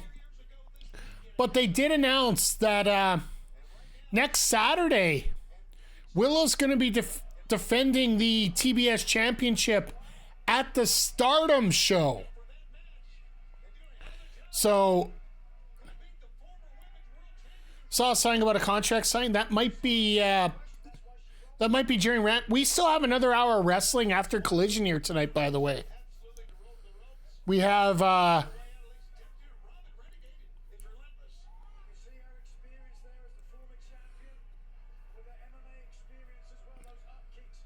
I don't think they would put a contract signing on Rampage because it's known as the fastest hour of wrestling.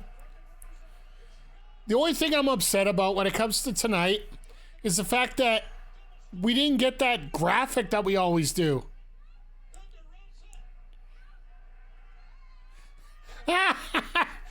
Oh my. Sorry, the reason I was laughing so hard, and I hate to be a cynical son of a gun, Thunder Rosa was right in camera view for the tap out. She moved herself out of camera view and then put her back self in the camera view. She just...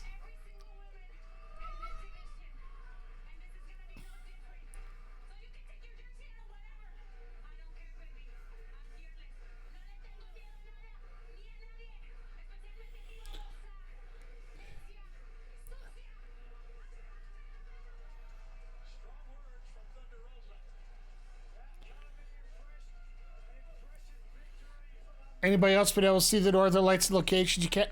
I haven't been able to see them, but I live in town, so I don't really get a chance to get out of town to see them. So.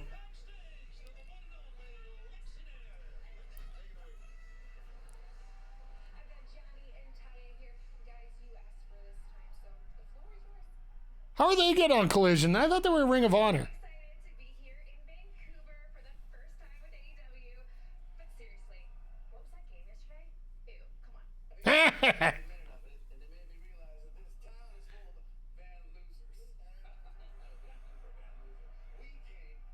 Van Losers. I gotta remember that one. Which is why I'm issuing a challenge to the bastard pack. And tonight I'm gonna do something that no one else around here can do, and that's a win.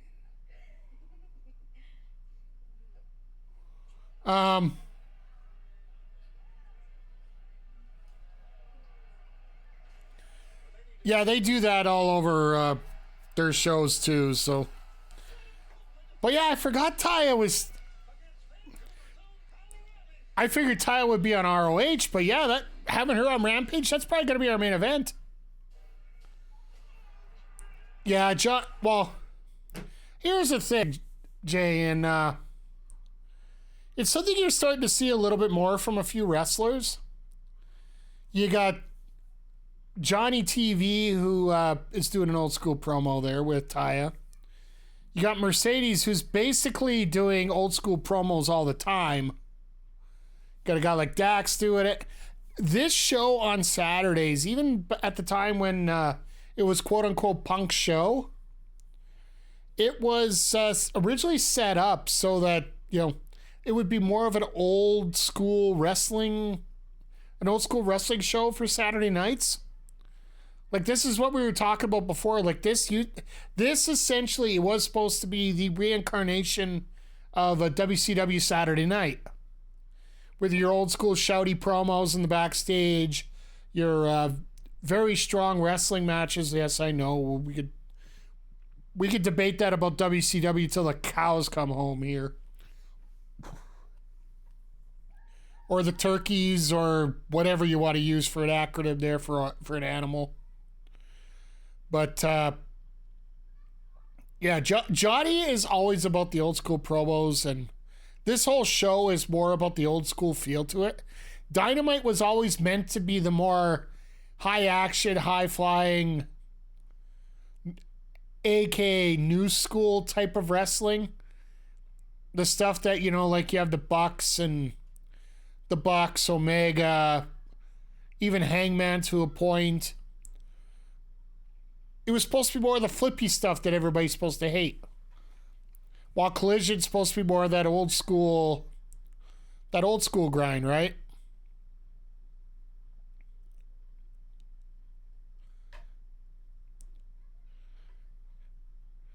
But yeah, at least we're not getting an old school shouty promo of Logan Paul challenging Cody Rhodes for a title match here. Sorry, I threw it out there. Gonna be a great match. I don't know if I'll watch it.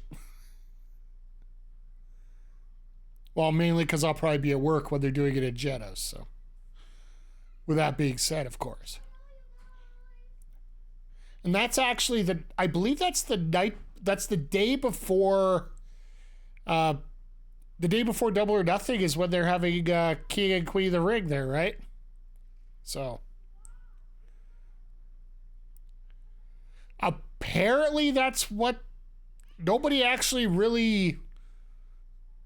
make sense of it, but it seems like Cody was mentioning that in a promo following the promo that I've seen on socials, like the US title versus the WWE title.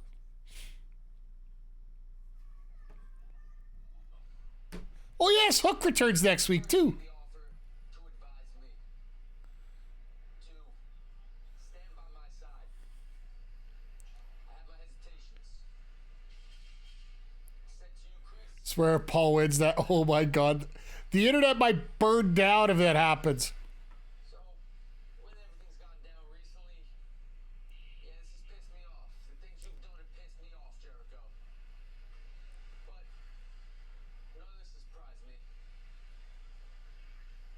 You said to me, Hook, I know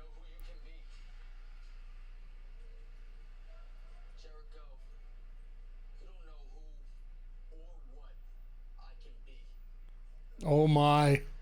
but I can't wait to show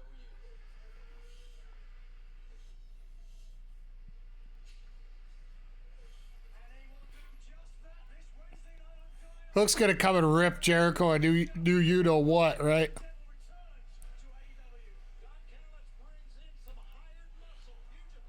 My God, I can't wait for you guys to experience Jeff Cobb. If you haven't yet, you're gonna have. It is a lot of fun. If you guys watched Lucha Underground, he was Matanza, the big monster with the steel mask on. Like, seriously, look at this lineup for Wednesday and tell me this is not going to be...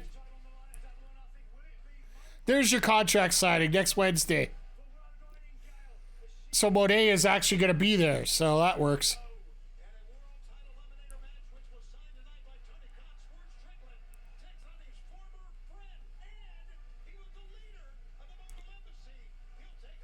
Don't apologize at all, Cameron. I appreciate everybody that tags out, whether you're... Next week, we get Ospreay and Shane Taylor. Let's go. This next week is just banger after banger after... Sheamus should have sided with AEW just because everything's bangers here.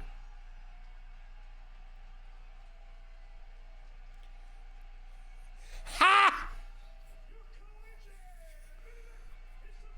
Sorry.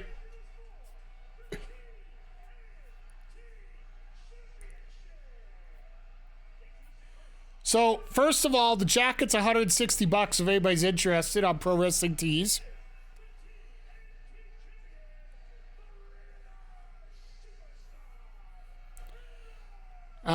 Second of all, burger after burger after burger. Yeah. Second of all, it's actually really funny for the gear selection this week. When he was in Edmonton, he wore his red and white because he didn't want to wear his blue and white because he's a diehard Maple Leafs fan. And then tonight, he's wearing Vancouver Canucks colors and not the colors from their current jersey, the jersey from the 80s. If you're not familiar, look it up. I want to find a way that I get stuff on my screen a little easier here. Like the 80s jersey, right?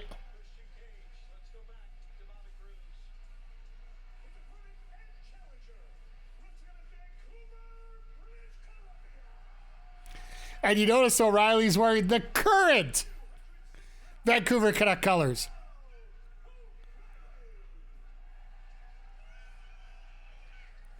And his name is John Cena!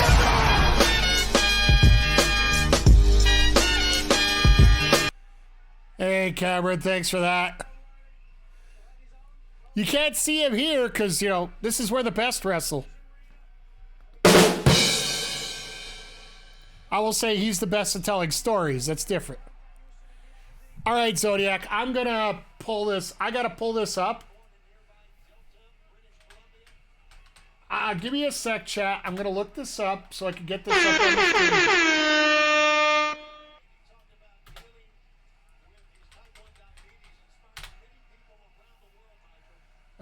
screen. Images.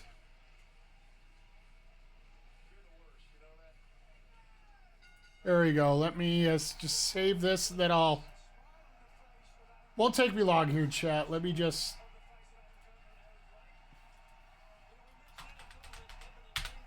I'm just looking forward to this match here, that's all. Image.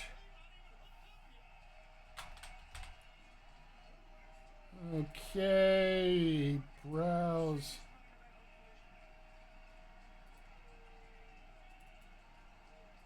There you go, chat. There's the Canucks jersey. Let me, This is the Canucks jersey from, I believe it's mostly 80s and the 90s they went with this before they went to the whale logo or the current logo that they have right now. This is when the new owners took over, they switched over. There was also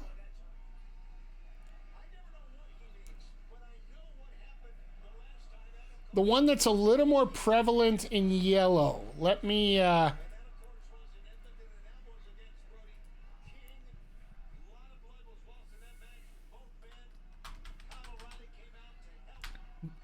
I'll be honest, this is the one I was more looking at. Right here. This is the other one. This was the 80s one. Where they had... this was the home uniforms. The road ones were black with the two stripes on them, so... But yeah, we're talking hockey tonight, so...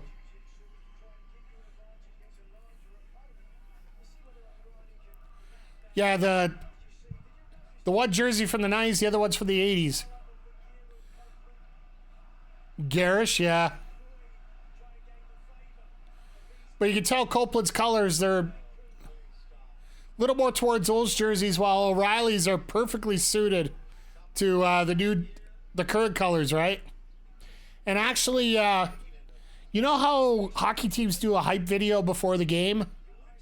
To get everybody fired up for the game? Kyle was actually the one who did it. He was actually in the old merch store, right?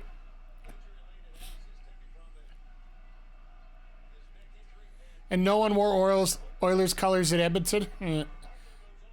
Well, Copeland's not a... I don't think Copeland and orange work too... Like the bright orange. The orange and blue. I don't think he would be able to walk back into Toronto after doing that. Man, this Rampage looks stacked tonight, too. Like Purrazzo and Frost. We got Pac and Johnny TV. We got Trent Baretta and Dalton Castle. This is going to be a fun 3 hours of wrestling here.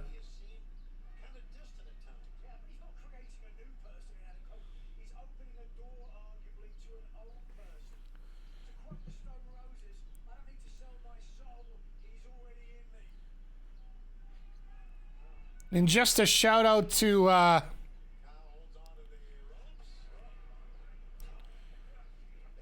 the Carolina Hurricanes who survived.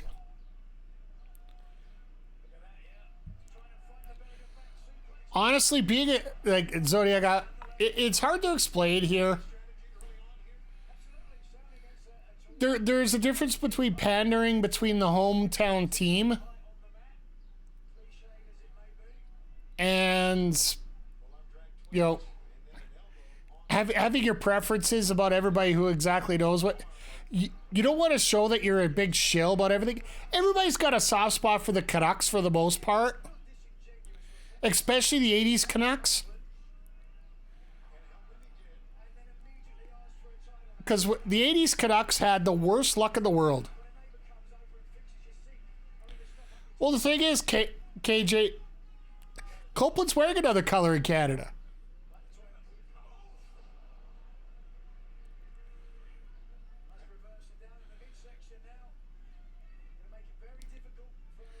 Best way to explain it in other teams' terms, it's...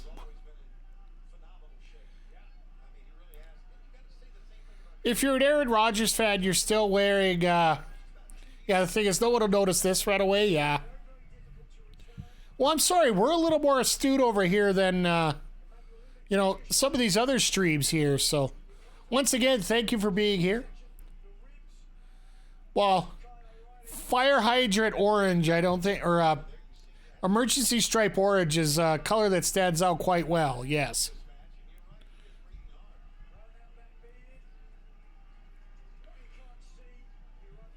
I'm actually really disappointed, though, throughout this entire night. Unless it happens during... Rampage tonight. Somebody better bring out a hockey stick. Lord knows the Canucks don't need to use theirs at all. Actually, I prefer if they didn't use theirs.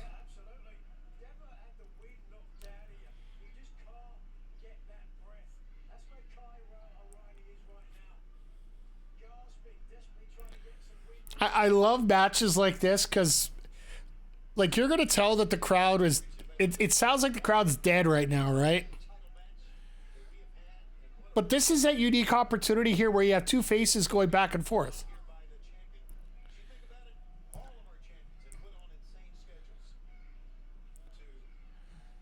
Oh yeah, that's true. You could have them as Flames colors, but let's face it, Kayla. Nobody wants to be associated with the Flames, and that's sort of just a God-given fact that we all know and we don't need to worry about.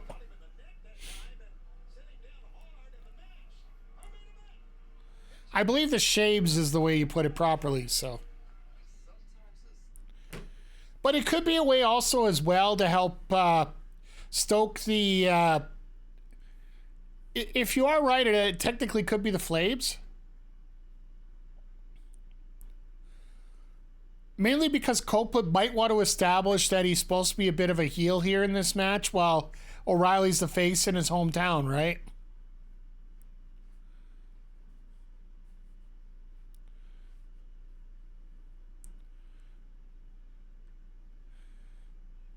Copeland shaking his head like, I'm sorry, I want my title still. I know he's your hero, but seriously.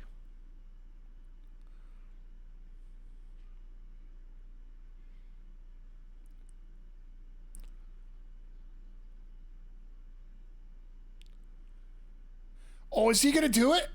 Oh, no, he's pulling him over this way. Okay. I thought he was going to do the Bret Hart spot out there with the sharpshooter, you know. Somebody in Canada's eventually got to do it.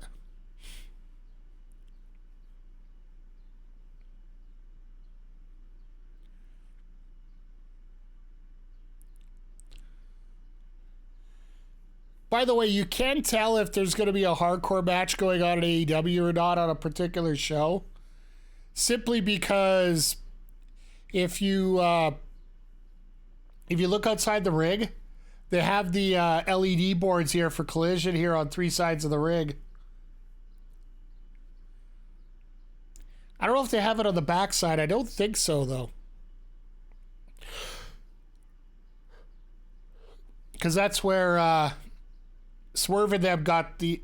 Swerve and the Gates of Agony got the chairs and all that they needed earlier, so...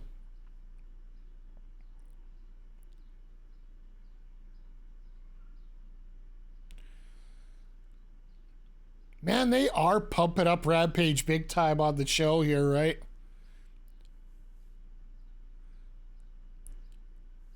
Once again, I just love seeing that Bryan Keith gets the graphic that he's in action. Because he's being a feature player, right? And the times that I got a chance to see him here in Edmonton. Just a talent that shouldn't be denied at all. And now, Copeland. Well, he's going to go up top here. So, Chad, have you noticed anything new that Copeland's done? Because Copeland says every match he tries to do one thing new when he's in AEW. Our main event for the TNT Championship, the 100 TNT Championship match is Kyle O'Reilly, Vancouver native, against great Canadian superstar, rated R superstar, Adam Copeland. We could get a superplex at any moment here. Oh, there's a gut shot. That staggered O'Reilly. Trying to hit but knocked him away. One thing I have, like, once again, my biggest tab in the world, one thing I have to say, if you go over this week here in Alberta, and oh my God, the flying nothing into the arm bar. That might be the new thing that he's done.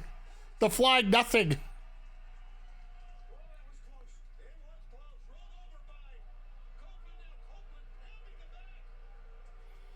There we go. Now we got the booze going. His own man, oh no. Cross fight from Copeland. And over his way goes the midsection of Kyle O'Reilly. Where the damage is done to the ribs. But if you look at Western Canadian wrestling, that's the one in general here. How many AEW stars, like how many people on the main cards have been in local shows here this week?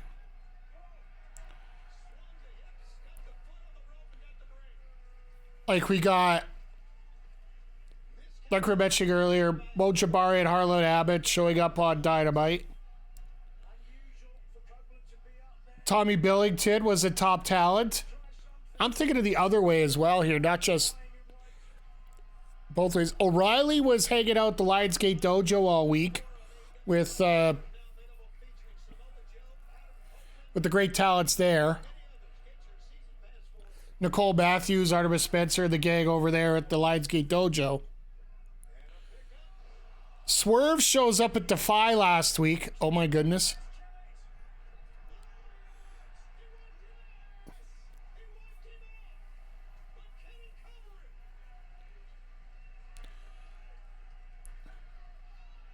And that's the one thing I can appreciate more and more. Like, I'd love to see WWE do it more, and I honestly feel that Paul is going to do that a little bit more here going forward. He has to.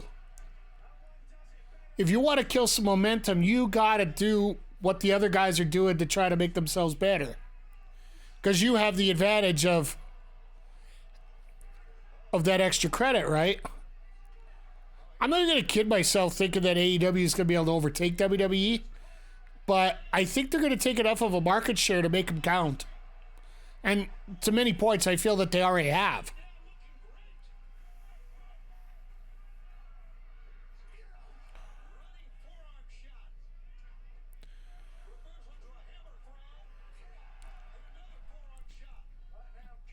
O'Reilly just unloading right now.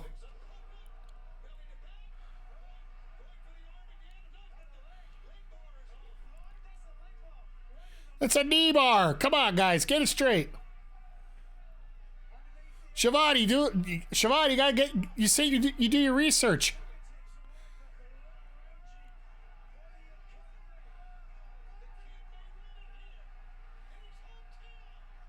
This crowd is fired up. Oh. All right, I think we got our face and heel established properly now.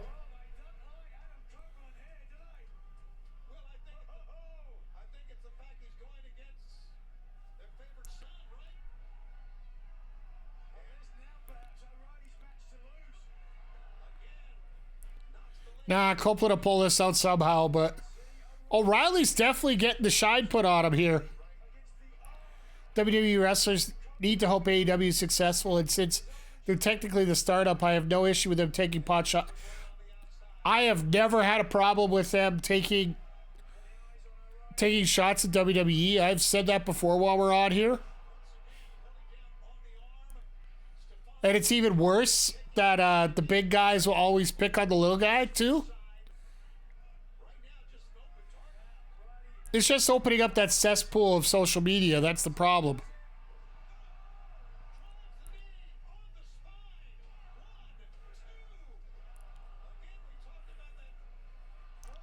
Oh, wow.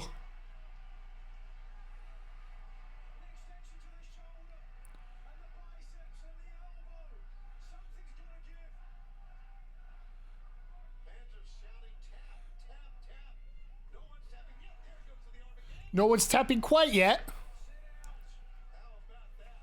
But yeah, I'm with you, Zodiac. Like, competition makes everyone step up, honestly. Like,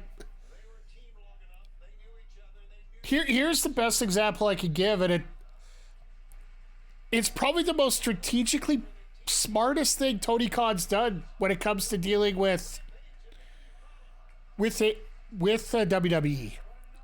He started the press conference.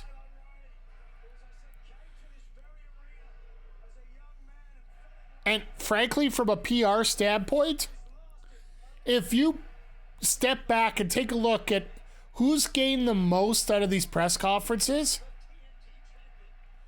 in terms of distance, I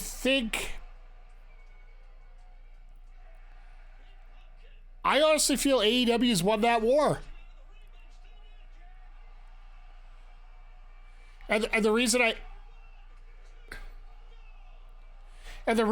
oh my goodness, there's your new move.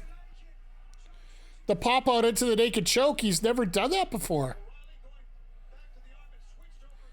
I think the press conferences actually showed WWE having a lot more chinks in the armor, especially when it comes to dealing with deep issues within the company.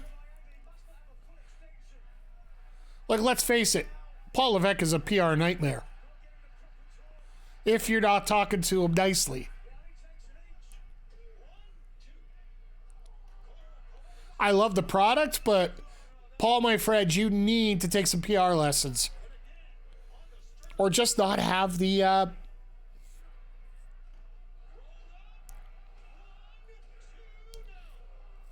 Sorry, I don't want to take away from this match. We can talk about during Rampage here.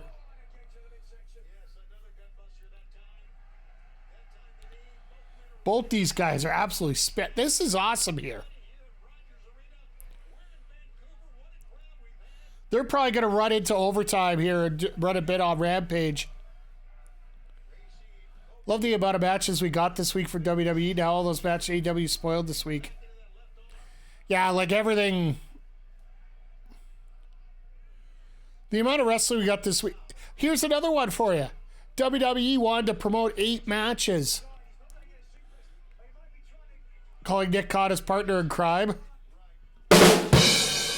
That was hilarious. Ow.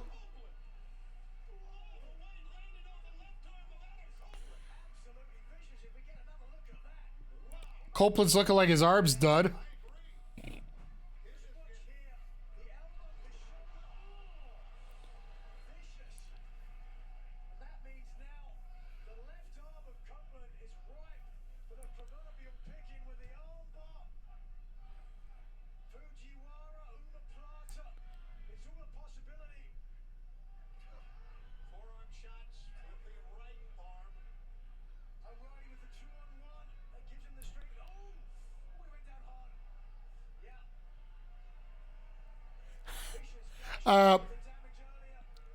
I'm going to, I just reposted something on the socials, and yeah, he was playing Possum. Feel free to check out the Exeter.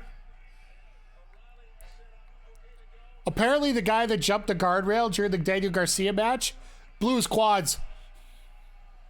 He tried to stand up, but his body just went before security even got him. Oh my goodness!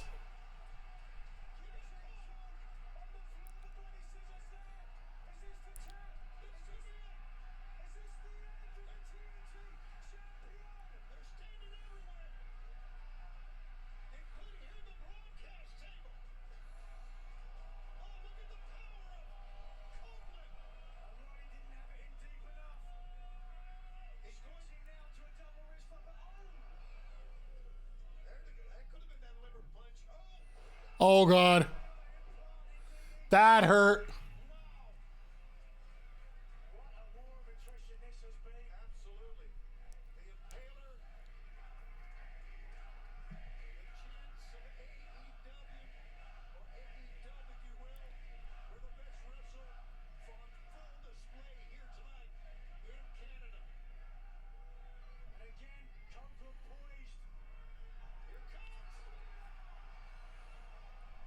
All right, well, now it's elementary.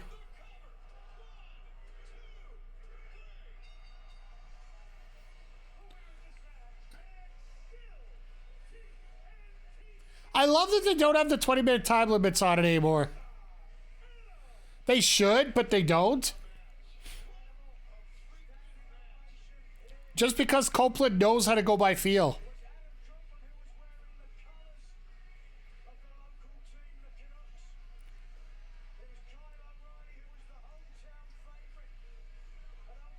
You still got free healthcare up there when you get injured in the act of committing a crime?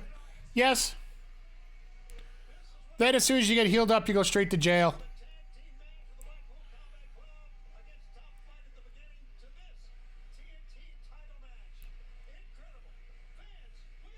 All right, so they're basically going to go fled the back and fled back again.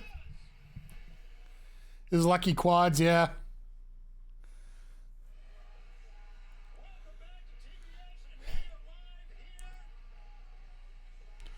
But if you want to talk about the I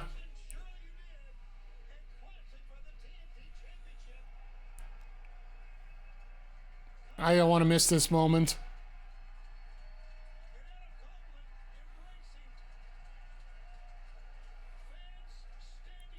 Lights go black.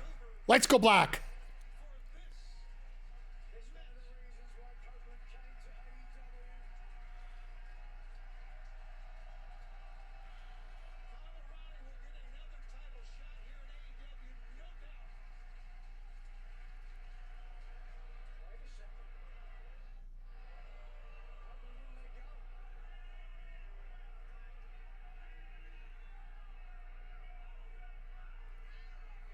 Oh.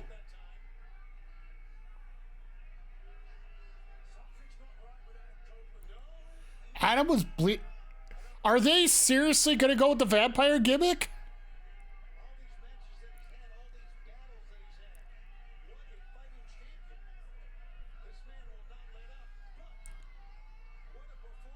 Like, Malachi's been playing into this, right? That Malachi's been wanting Copeland to finally turn that edge? No pun intended. But, yeah, like...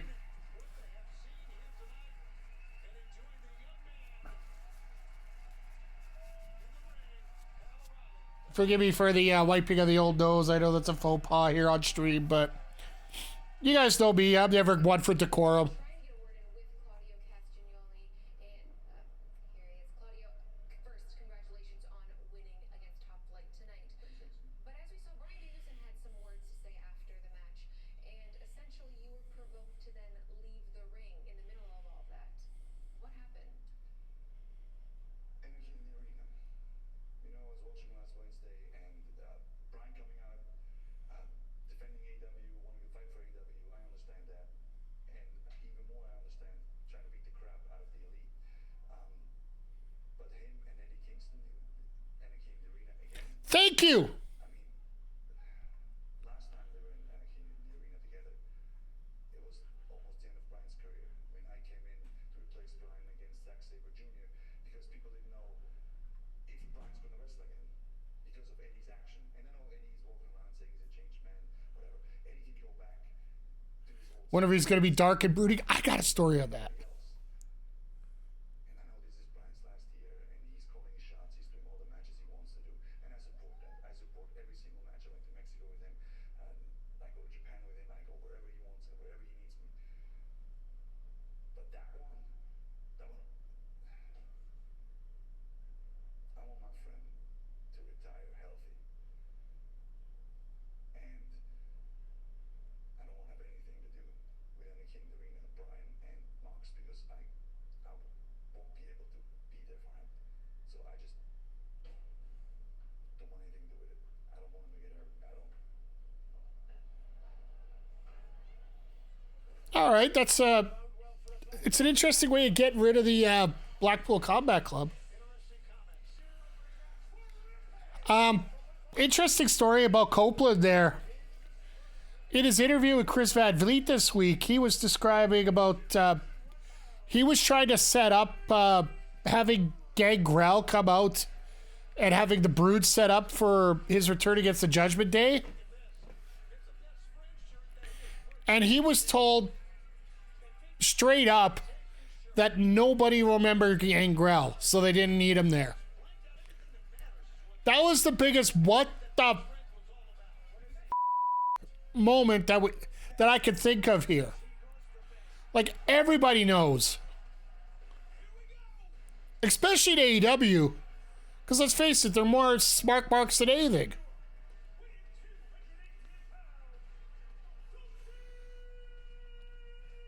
So Evan Rivers goes from working a six-man to becoming one of the boys in one there. He's the one in the front right.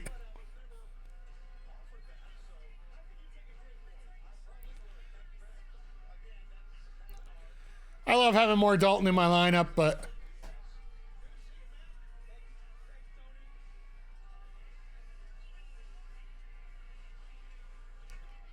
I'm not sure who the other three are, but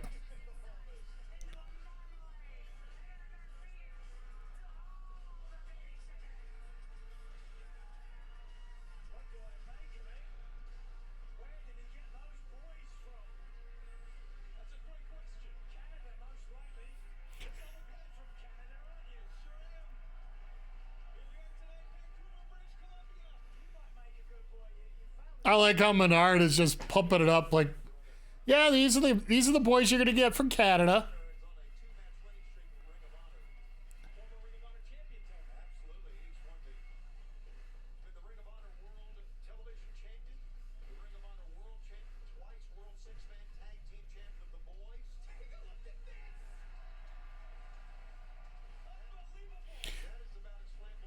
Well, the guys on the right figured out what to do.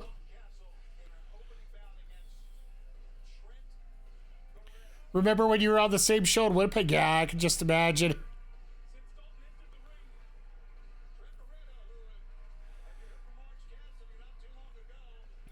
Trent just absolutely wants to destroy Dalton right now.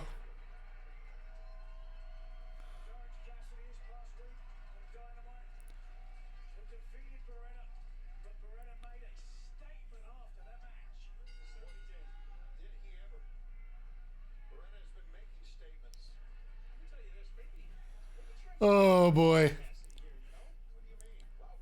But you want to talk about more opportunities when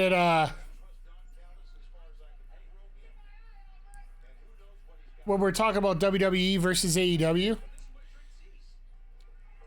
There was a report that just came out today, thanks to Sean Ross Sapp, one of the most reputable people in the wrestling business these days. Despite what Mr. Levesque has to say about it, even though he said a cheese wheel to apologize, but I digress. Becky Lynch, just shortly after her title defense against Liv Morgan in Saudi Arabia, her contract's about to expire. They have not renewed it at all yet. Now, do I think she's going to leave? No. Do I think she's going to get offered the highest contract in women's wrestling? Yes. And that's a result of Tony Khan. Tony Khan can bring Rebecca Knox in without even flinching. Hey, Parrish, good to see you here tonight. Hope you're doing well here. Just watched a little Rampage here after a great episode of Collision. Yeah, of course she's going to state that. But you don't think somebody's going to be smart enough to use leverage to get as much money as she can? She'd be a fool not if she's down that much. Yeah, of course. Like, all sides point to her siding.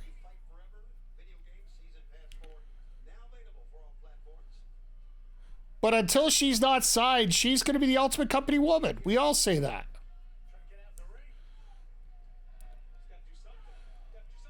But I guarantee you, if there's a potential where we could end up seeing Rebecca Knox versus Mercedes Moné, and Tony Khan can throw a whole bunch of money to get that contract signed, Tony's going to try. Let's put it that way. And it's not about her going back or staying or leaving or whatever. It's about getting the most money possible. And I really do hope that Tony offers. Yeah, exactly, Zodiac. Offer the Ospreay deal.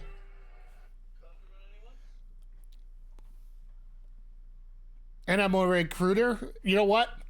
You have that happen, and then all of a sudden, it forces the hand of WWE to say, look, we got to pay her to stay here. We might get a bit of a hometown discount, but really, how much are you going to get for a hometown discount in this case? Because the AEW schedule is so light that you're probably going to be able to see each other quite often, really.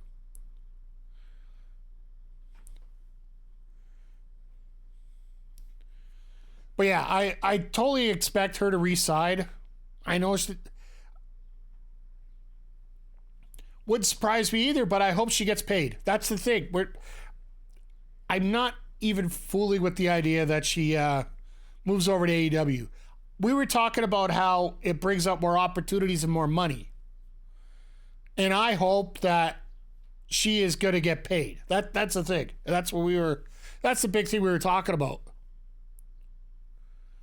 Because we were talking about a lot of the things that, yes, we do know that. I think they'll announce after her Live match anyways, yeah. I honestly think that with her book deal and everything that's going on right now, milk it for everything you can. Jesus, Trent. Keeps people guessing, yeah. It keeps you more. let's put it this way. More talk about a contract situation with a wrestler keeps them away from all the other stupid stuff that, you know.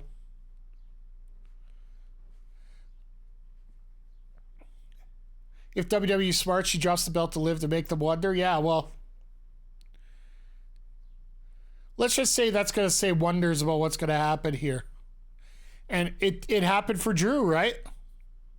Happened for Drew at Mania. When they got him the title, they lost the title, then everybody's like, oh, well, he got the title, but now he's leaving. Then a couple weeks later, he comes back, and The Rock decided he had to get his himself over by announcing the signing.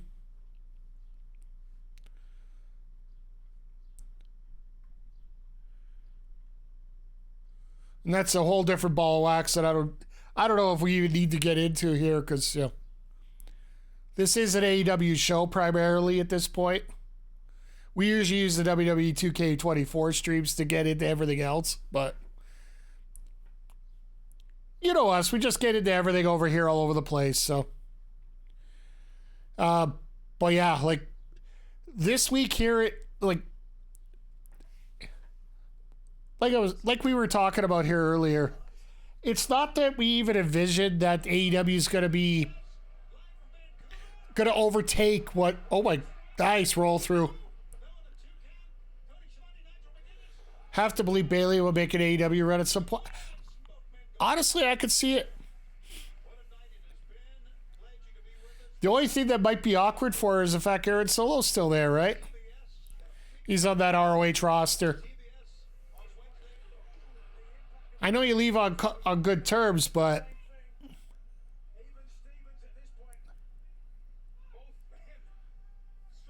way past that, yeah, I would think so, but you never know. Oh, I love Dalton. Dalton's told so many good promos.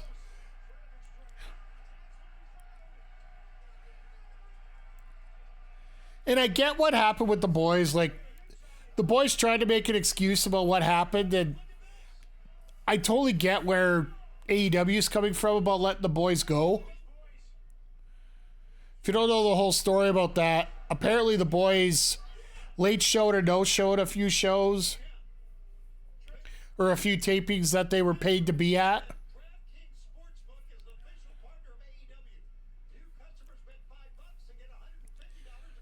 So Rampage gets the DraftKings ads, all right.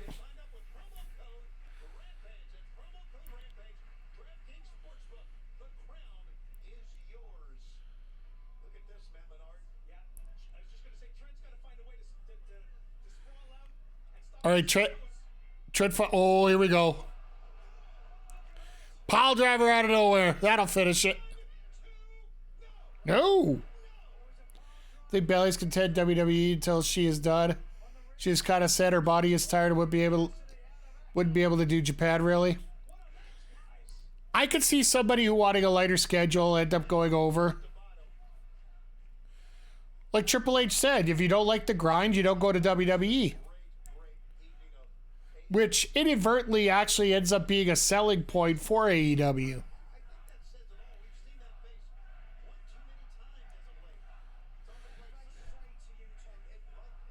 Because for all the people that say that it's so much more intense and high strung for, like, more people get injured in AEW or whatever. If you take a look at the percentage of the roster that's injured, the percentage actually is quite similar between both promotions. I believe right now they're both looking at about 20%.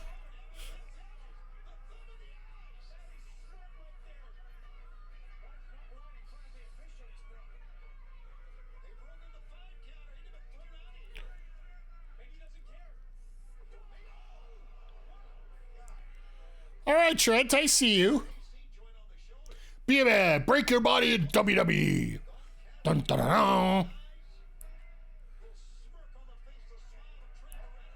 Knee injury is still, yeah, like, there's injuries everywhere right now.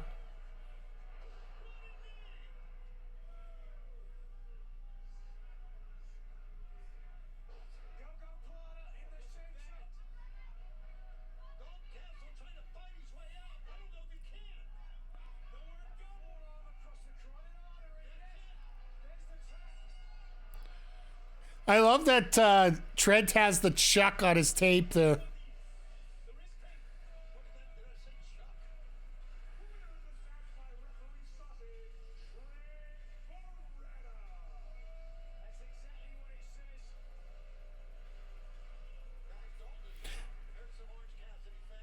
I love the Orange Cassidy fans.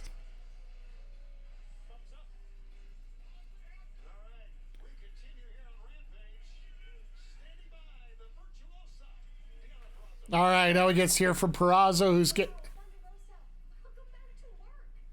We haven't seen you in 2 weeks. Are you dodging me?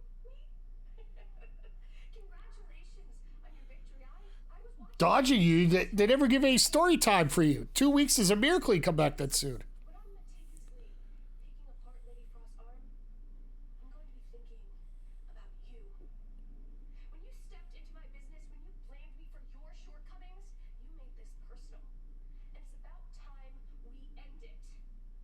A wise man once told me to keep my front towards enemy. So when my enemies see me coming, they know their fate. I love that promo. Deonna is such a no-nonsense, let's go, we're just going to rip you apart kind of person. It's actually real. I really appreciate that. We need a few more heels that just, they're not... You don't have to worry about the skullduggery and sneakery. They're just going to come out and beat the hell out of you. They're not going to hide it. They're just going to do it. And I really do appreciate having a lot of those around, so. But yeah, all in all tonight, like, so far we're just rolling on here with such a great great set of matches here to start the first 2 hours. But yeah, lining up for a show at Everett, Washington on Wednesday that looks absolutely jam-packed. I know a few people were criticizing about the lack of star power in Edmonton last week, which I can understand where they're coming from on that, but at the same time, AEW is starting to promote the fact that the brand is good, not just certain wrestlers at a certain point. It's sort of like when you hear it's an AEW show, and this is something I think Tony Khan has been trying to work on since day one. When you hear it's AEW, you know you're going to get good matches. You don't necessarily know who you're going to get, but everybody that's involved in matches are usually very upper echelon and provide very high quality stuff. And if you could get yourself to the point where your promotion's doing that, it's sort of the Mania effect, I think is the best way to put it. Well, hell, we could talk about Backlash. We could talk about Clash of the Castle. We could talk about Berlin, the Bash of Berlin. Like, the thing that pisses me off more than anything is how WWE is gloating about the highest grossing PLE ever. Non-WrestleMania was Backlash in Lyon, France.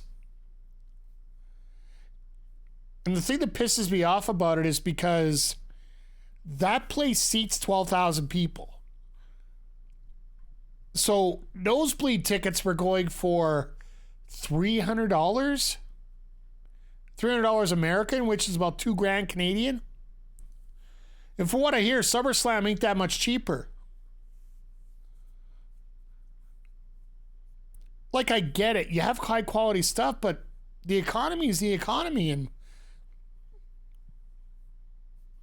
I know people are going to pay for it if they really want to, but... And hell, even the tickets here for Dynamite here were like... I managed to get lucky. I got a ticket for under $40 Canadian, which I think is about 75 cents American.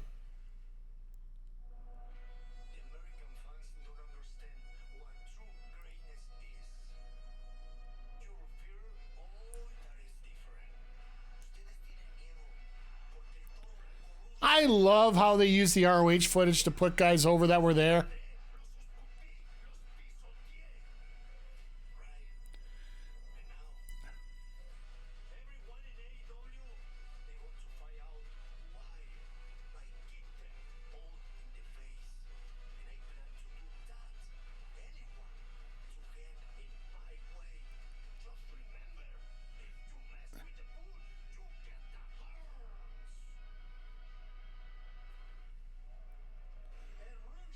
Always try to remember whoosh.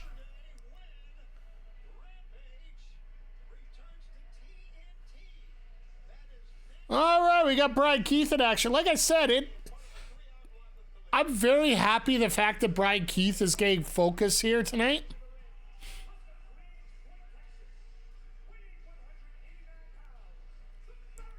He's another guy that we see here at Top Talent come in.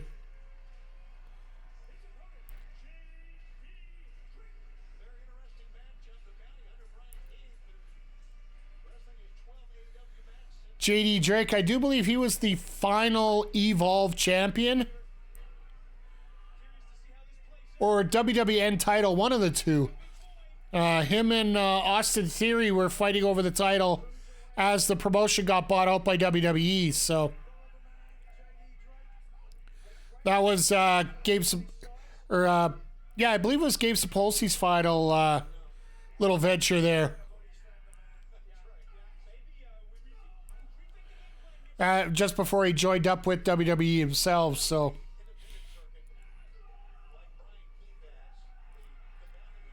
I love how they advertise. We were talking about this pettiness. So they just talked about Bryan Keith being on the independent circuit. They didn't want to mention who his trainer was, right? If you need help, let me give you a hint. Don't hate the player, hate the game. There was his trainer getting started here, so.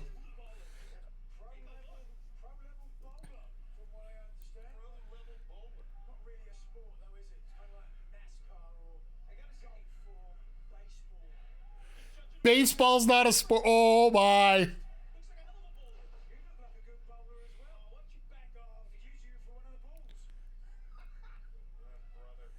Oh God, Nigel. My God, Drake. That was a shot.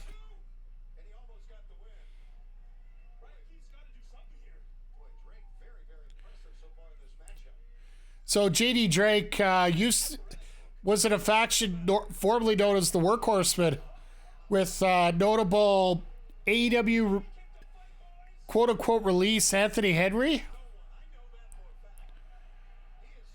I hope Anthony Henry gets a chance to recover from his, I believe it's his ankle that got blown out at an indie show. He was a little bit of a controversy with AEW for the fact that he got injured at an indie show and then got released. In that one big batch of releases Tony Khan did. Yeah, JD Drake is a really good wrestler.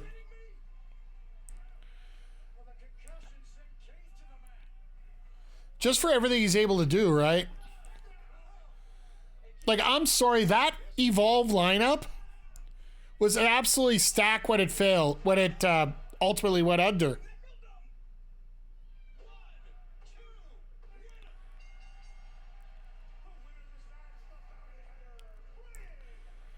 Like, I'm sorry, like, fighting with Austin Theory at the end to, for that back and forth for that title. Then you have guys like Anthony Henry in there, and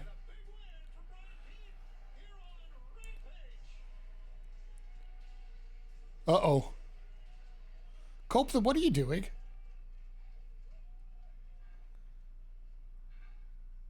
I just survived a war with Kyle O'Reilly. But I have more ideas. Malachi Black. I've already taken out Buddy Matthews. I've already taken out Brody King. So now He's brooding, yes. it's your turn. You want evil. You want my darkest side. It's starting to come out, Malachi, and I don't think you want it. But I think I do. So I have a challenge for you. A double or nothing.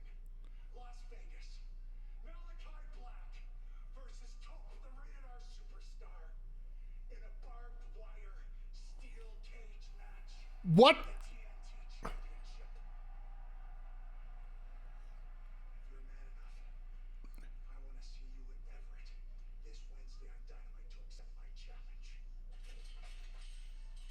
Um,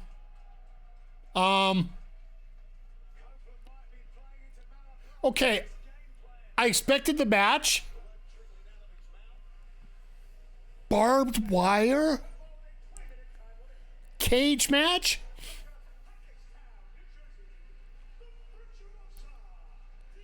I'm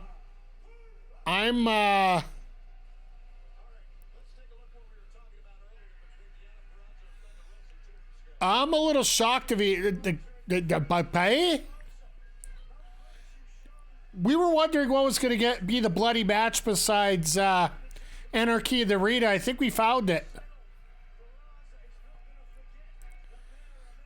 Question chat. Do we see the Vampire Warrior?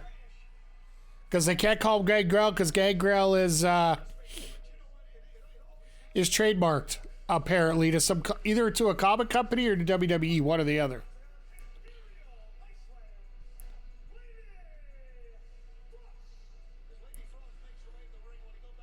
Do we end up seeing the man formerly known as Gangrel? I think we do. I think it was rather intentional, the fact that Copeland did mention that in that Chris Van Vliet interview. And the fact that he thinks that nobody remembered, I think they will do it just for the pop for that.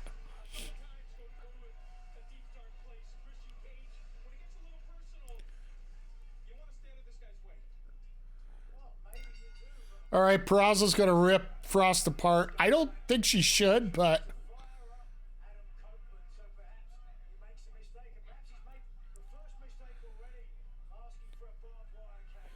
Copeland asks for him, if you're TK, you do it. Absolutely. And I think you do it, just regardless, because...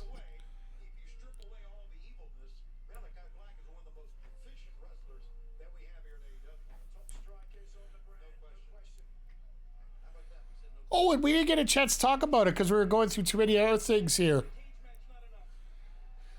So, oh God. Such a kip up, and then all of a sudden, just boom, nope, we're not dealing with that.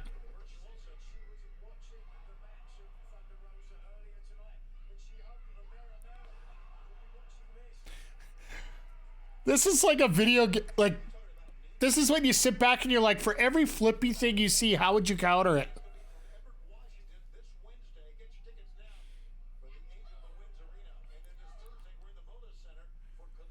May I politely say, as much as I enjoy the fact that we have all these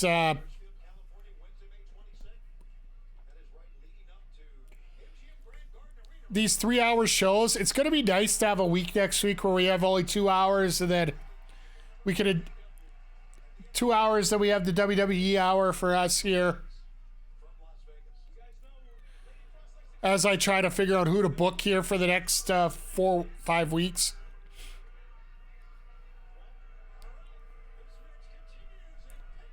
As we head over to picture-in-picture. Deonna Purrazzo to me in this match is seeming just like that. You know, you play a video game, an old school video game, and I know Zodiac, you'll know this better than anybody here in the group. You get those bosses that are input reading. It seems like Purrazzo's doing that on so many levels here to Lady Frost. Every time she does something, it's almost like Purrazzo already knows what's going to happen, so she just takes care of it herself in a different way.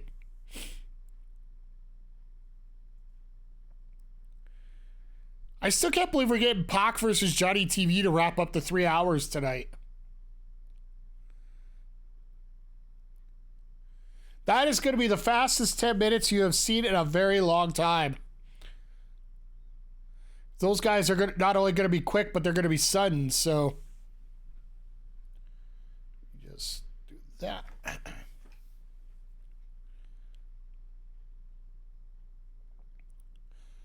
But yeah, also as we're going along here, I'm just thinking of these little things, and I know we'll talk about a little bit more as we get along here, but I know the thing we were talking about earlier about WWE versus AEW, the petty little things they go back and forth. Here's one that a lot of people aren't talking about, and it's just because It's so new. WWE moved WrestleMania weekend to AEW's Dynasty weekend, which I think Tony Khan obviously is going to move his show further back up. And he can do it on the Sunday because it doesn't interfere with the NCAAs. Because he only goes one day. The NCAA runs Saturday, Monday. So he can run on Sunday and then he doesn't interfere with the men's tournament. And the women run in the afternoon, I do believe, so that he doesn't have to mix up there. But the thing that royally sucks out of this whole thing, we're not going to get RVD on a pay-per-view on 420.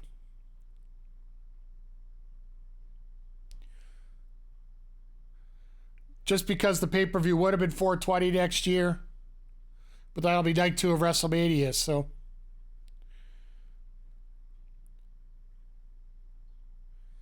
I'm assuming Wesley is probably going to get the main event spot at Mania next year just because it is 420 and whatnot, and his affiliation with the Rascals before.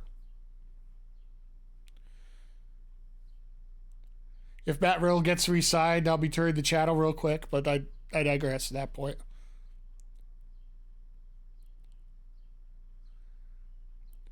But it's going to be interesting to see where the landscape of wrestling is going to be here in a year's time.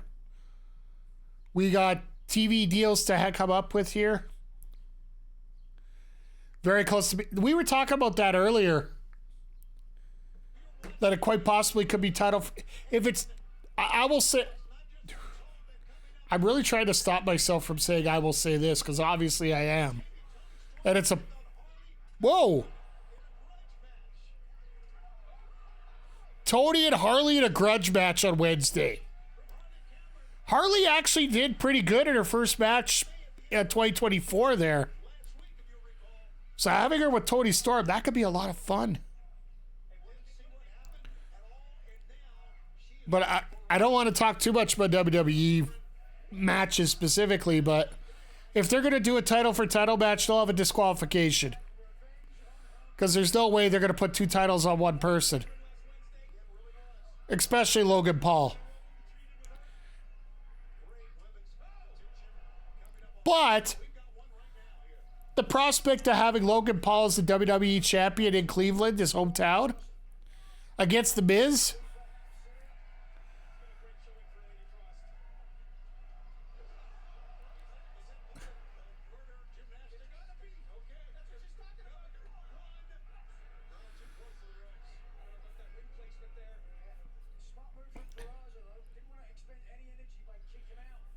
Yeah, very smart there. But yeah, I was, I saw your comments in the Discord there. Oh, there it is. It's over. There it is now. It's over.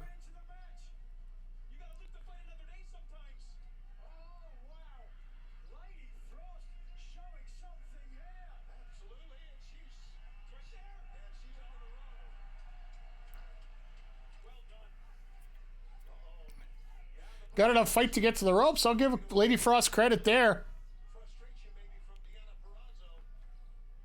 Lady Frost. She's going to the top again here. No, this is where she gets caught and it's over. Balanced up top. Here she comes. Really? That's as close as it gets. How about that move from Lady Frost? Now she's going to go for the moonsault and miss. This is where it's going to hit. Oh, there it is. She got bit all right. In the lower back. Looking for a German suplex here. Oh, that was a good kick. Mounting quite a comeback here. She is wrestling a great match. And now, yeah, this is trouble. Yeah, that shoulder got beat. Ow. Shoulder in the gut.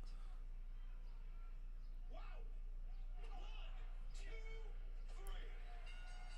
3. Okay. That's a different finisher. I do like the fact that somebody like Purrazzo's get the ability to show off that she has multiple finishers here.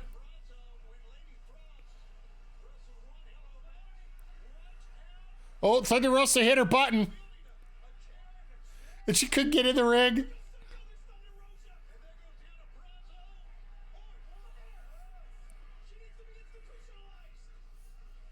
Wait, she's trying to jump the barricade. Don't jump the barricade.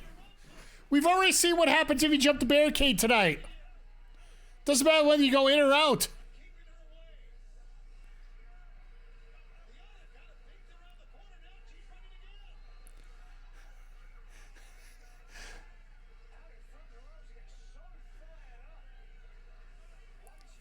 That's hilarious. Just what?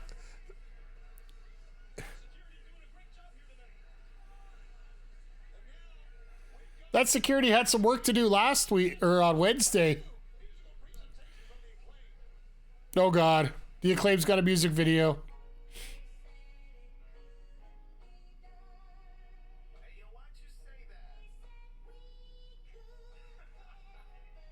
You sound so dumb. Hey, yo, yo, yo, yo, yo. New legends. Let the news set it. I'ma turn it to 11. Send the haters to the heavens. No, no, no, no. Who knew, who knew? Not you, not you. You lose, you lose. Broke ceilings and hit walls. We here to tag like graffiti. Drop bombs on the whole world. You would think we rap Tuskegee. At war with the world again. Hats off, but we burning them. Hurting them. Even when the stitch got hairier than a Persian man. $1 we earning them. Okay. About your bucks.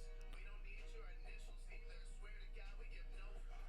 People love me and poets a lot. Billy Gunn took us over the top. Merch numbers they going to cop. Big bubble we going to pop. Who's winning the most? Us. Who did all they go? Us. Who's coming for more? Us. Who's spinning these hoes? Us. Yeah, but what are you gonna do now? Who knew? Who knew? Who's next? Who's next? Congratulations, you throw out a lot of Congratulations, you threw out a rhyme. I could try to do that time after time.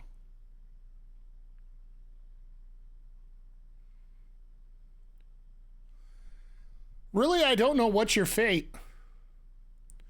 Simply, I look at that and say, for God's sakes. And those are the rhythmic stylings of Mike the Ref this week. I have to put a mental note in my phone here. Get the Krusty the Clown, what the hell was that? Button set up on my Stream Deck here for stuff like this. Ugh. I think I'm going to have to come up with, we'll have to get some music going on here and, I'll do the antiquate stylings of Mike the Ref here as we go along. If we're going to get rap like this, maybe I'll end up being the new version of the West Alberta Rednecks right here. I hate rap. I don't hate rap. I just hate bad rap and that. Bam. Maybe you guys can tell me I'm completely off my rocker here, and feel free to, because, I appreciate being put in my place once in a while here, but. Oh, it's 2:45. I didn't even realize this is the last wrestling section before last wrestling section before all the wrestling's or last commercial before wrestling's over. So usually I do a summary of what we're going to be doing coming up here. So after this, we will be taking about a 10-minute break here, 5 to 10 minutes as I fire up the old Xbox and get WWE 2K24 fired up for my GM mode. We are on the road to WrestleMania finally. We just survived Survivor Series. We're still in first place, but I don't know how we still have a roster. We'll have to piece some things together. Be a little easier now that we just only have to hire people for 4 weeks. But, that'll be coming up tonight. Tomorrow, I'll probably be on around 8 o'clock Eastern, 6 o'clock Mountain. We'll hit up a little bit of MLB The Show, and maybe I could talk about why this might be one of my last streams here for a little while of MLB The Show. I'll be able to explain it a lot better with the actual game running in front of me here. So for those that haven't played, and it'll sort of explain why the 2K EA formula is going to kill some very good games going forward here, but I digress. And then from there, probably we're looking at Wednesday for our next stream here with AEW Dynamite and week 22 of my GM. I might throw something up on Monday. We'll see how bored everybody gets at Raw, but typically everybody who's watching me on sorry, I had to stop. Double OT? Let's go.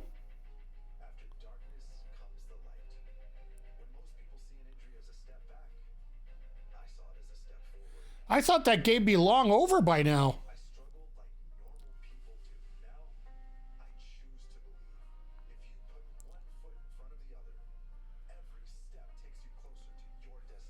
I still remember calling Scorpio's matches here in Alberta. We got a chance to check him out. Hell, that would have been 2018. Had him against one of our top players out here. Scott Justice. At the time, he was one of the top wrestlers here in Alberta, as well as Joey Vendetta, one of our Saskatchewan compatriots. He was wrestling on a 2-day tour here for RCW's anniversary.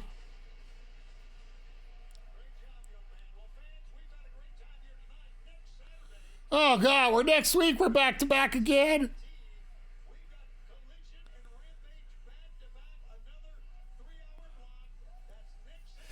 Even Shivani's like, hey, 3-hour block.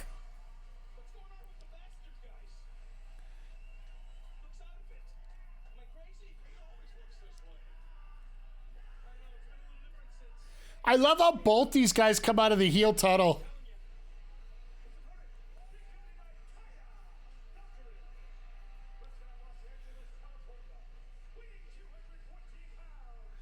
I'm assuming Taya got a match on Ring of Honor this week.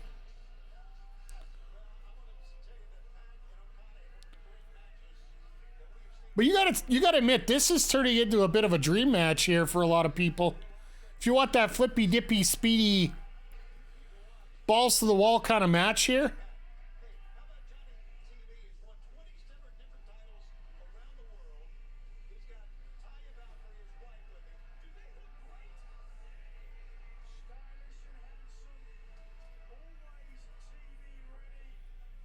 Oh yeah, Zodiac, they're married. They're actually really married. They've been married for years. They actually have an internet series on the AEW Facebook page. Yeah, they've been married for.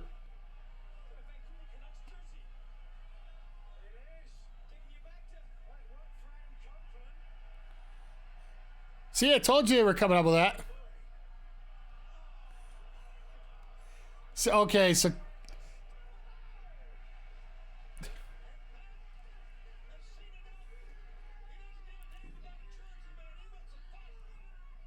So yeah, if you go to the AEW YouTube page, they actually have a series called Where Johnny Loves Taya. It actually started on Valentine's Day this year.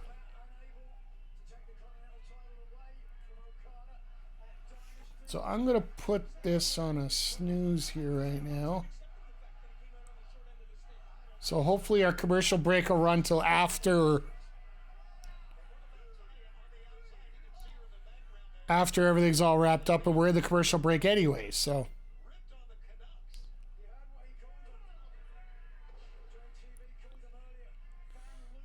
See, if you're talking about the Canucks and how bad they are and all that, that makes you the best face in the world, not a heel.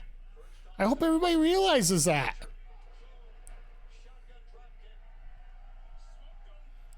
Like, come on, let's figure this out here.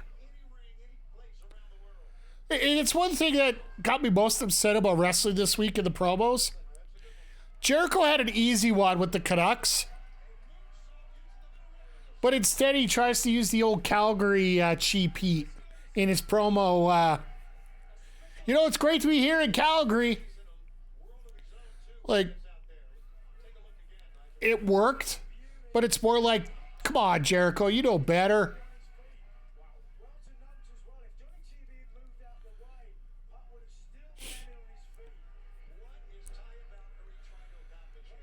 Taya, I think Pac would be the one guy you don't try and pull anything with.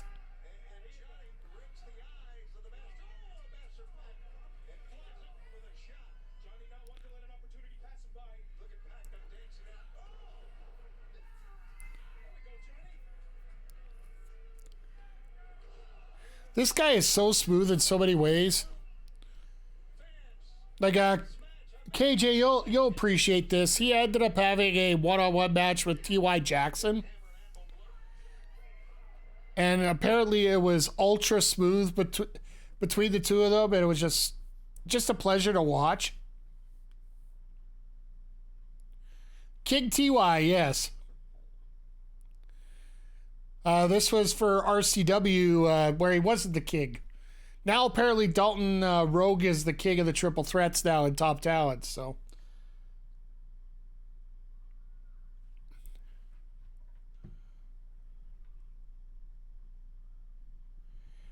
Sorry, I just see a quick repost here.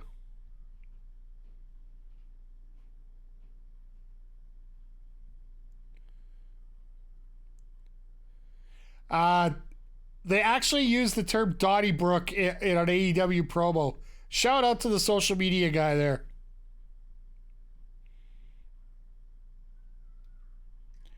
Sorry, just quickly had to check that out. But yeah, like, Taya just hasn't seemed to get a grip here in, like, as a wrestler. She gets the odd match in, but I don't know if she's had a real stretch of working. I don't know whether it's because of injury or by choice, but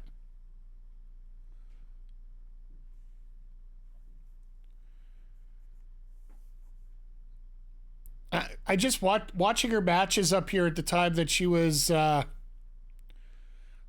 time that she just came in, just didn't feel like a lot of her matches were smooth. So it would have made sense to send her down to ROH to let him work with some of the talent there, just to get your grind down, and that way you can sort of sort out any little things you can in a taped environment.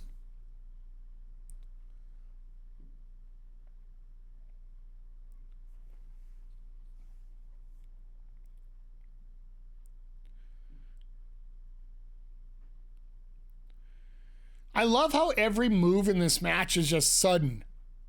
Just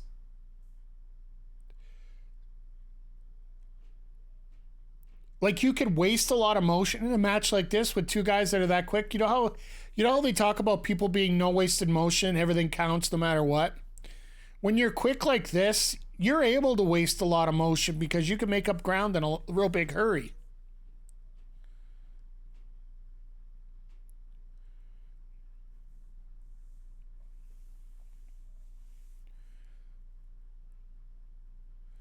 But yeah, this is the kind of match that years ago you would expect to get a lot more time than just 10 minutes on a Rampage here. But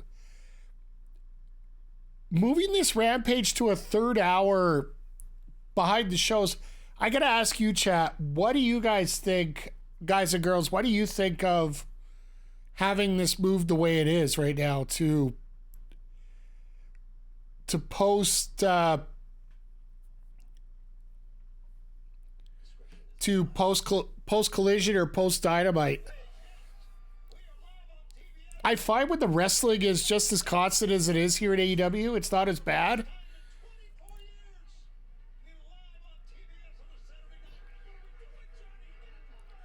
Oh, great. Makeout section in the middle of the match.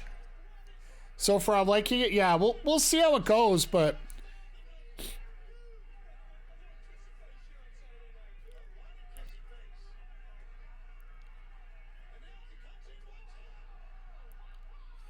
Pac just said no more. We're not having this BS.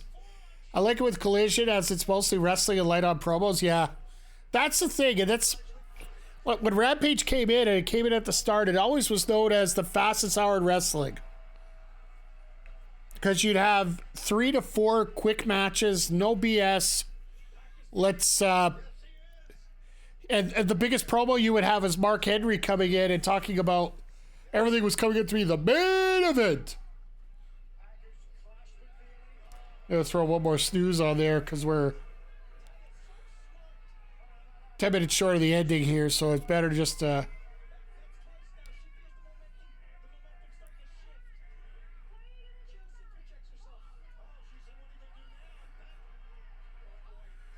I hope he realizes that Pac is the one guy that would slap the taste out of her mouth. And Johnny just boom right over the top.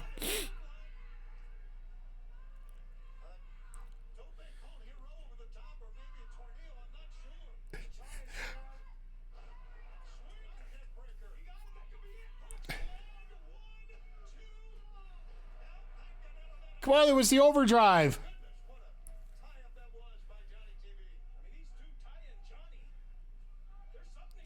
I can live with the fact that Tony and Menard don't know every move and every name for every move.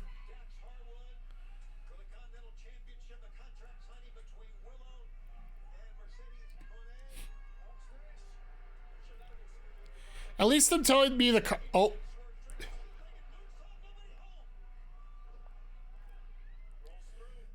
Johnny didn't know what was going on there.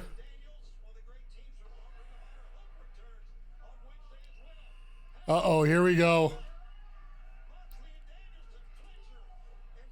Oh, nice reversal.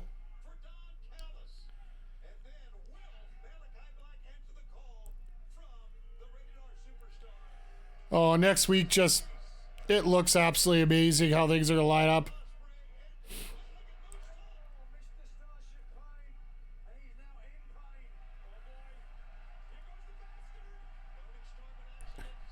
This is where the original cheer for all this started, so...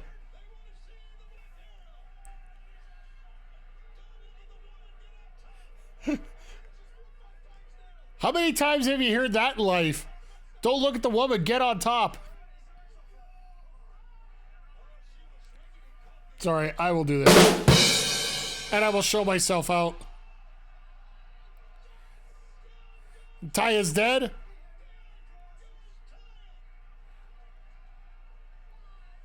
And the standing brutalizer.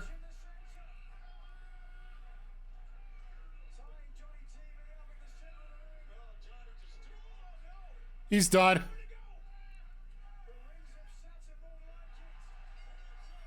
Standing brutalizer, rings of Saturn, whatever you want to call it.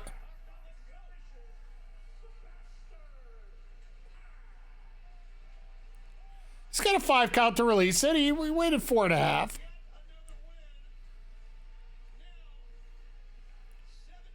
Pray Saturn, pray Saturn, pray Saturn.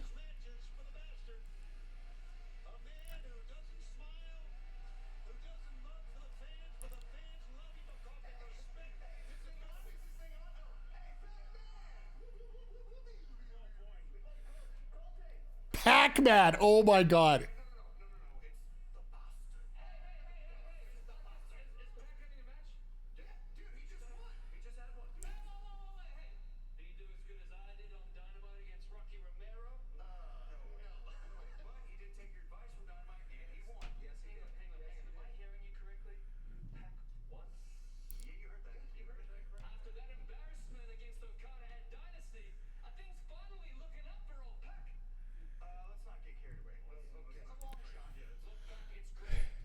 Come on.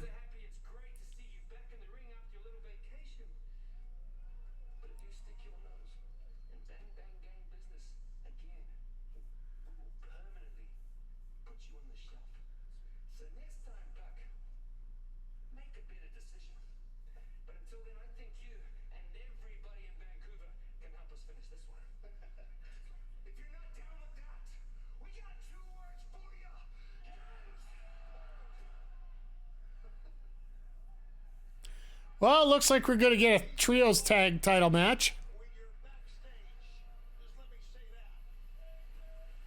Makes me wonder who his tag team partners are going to be.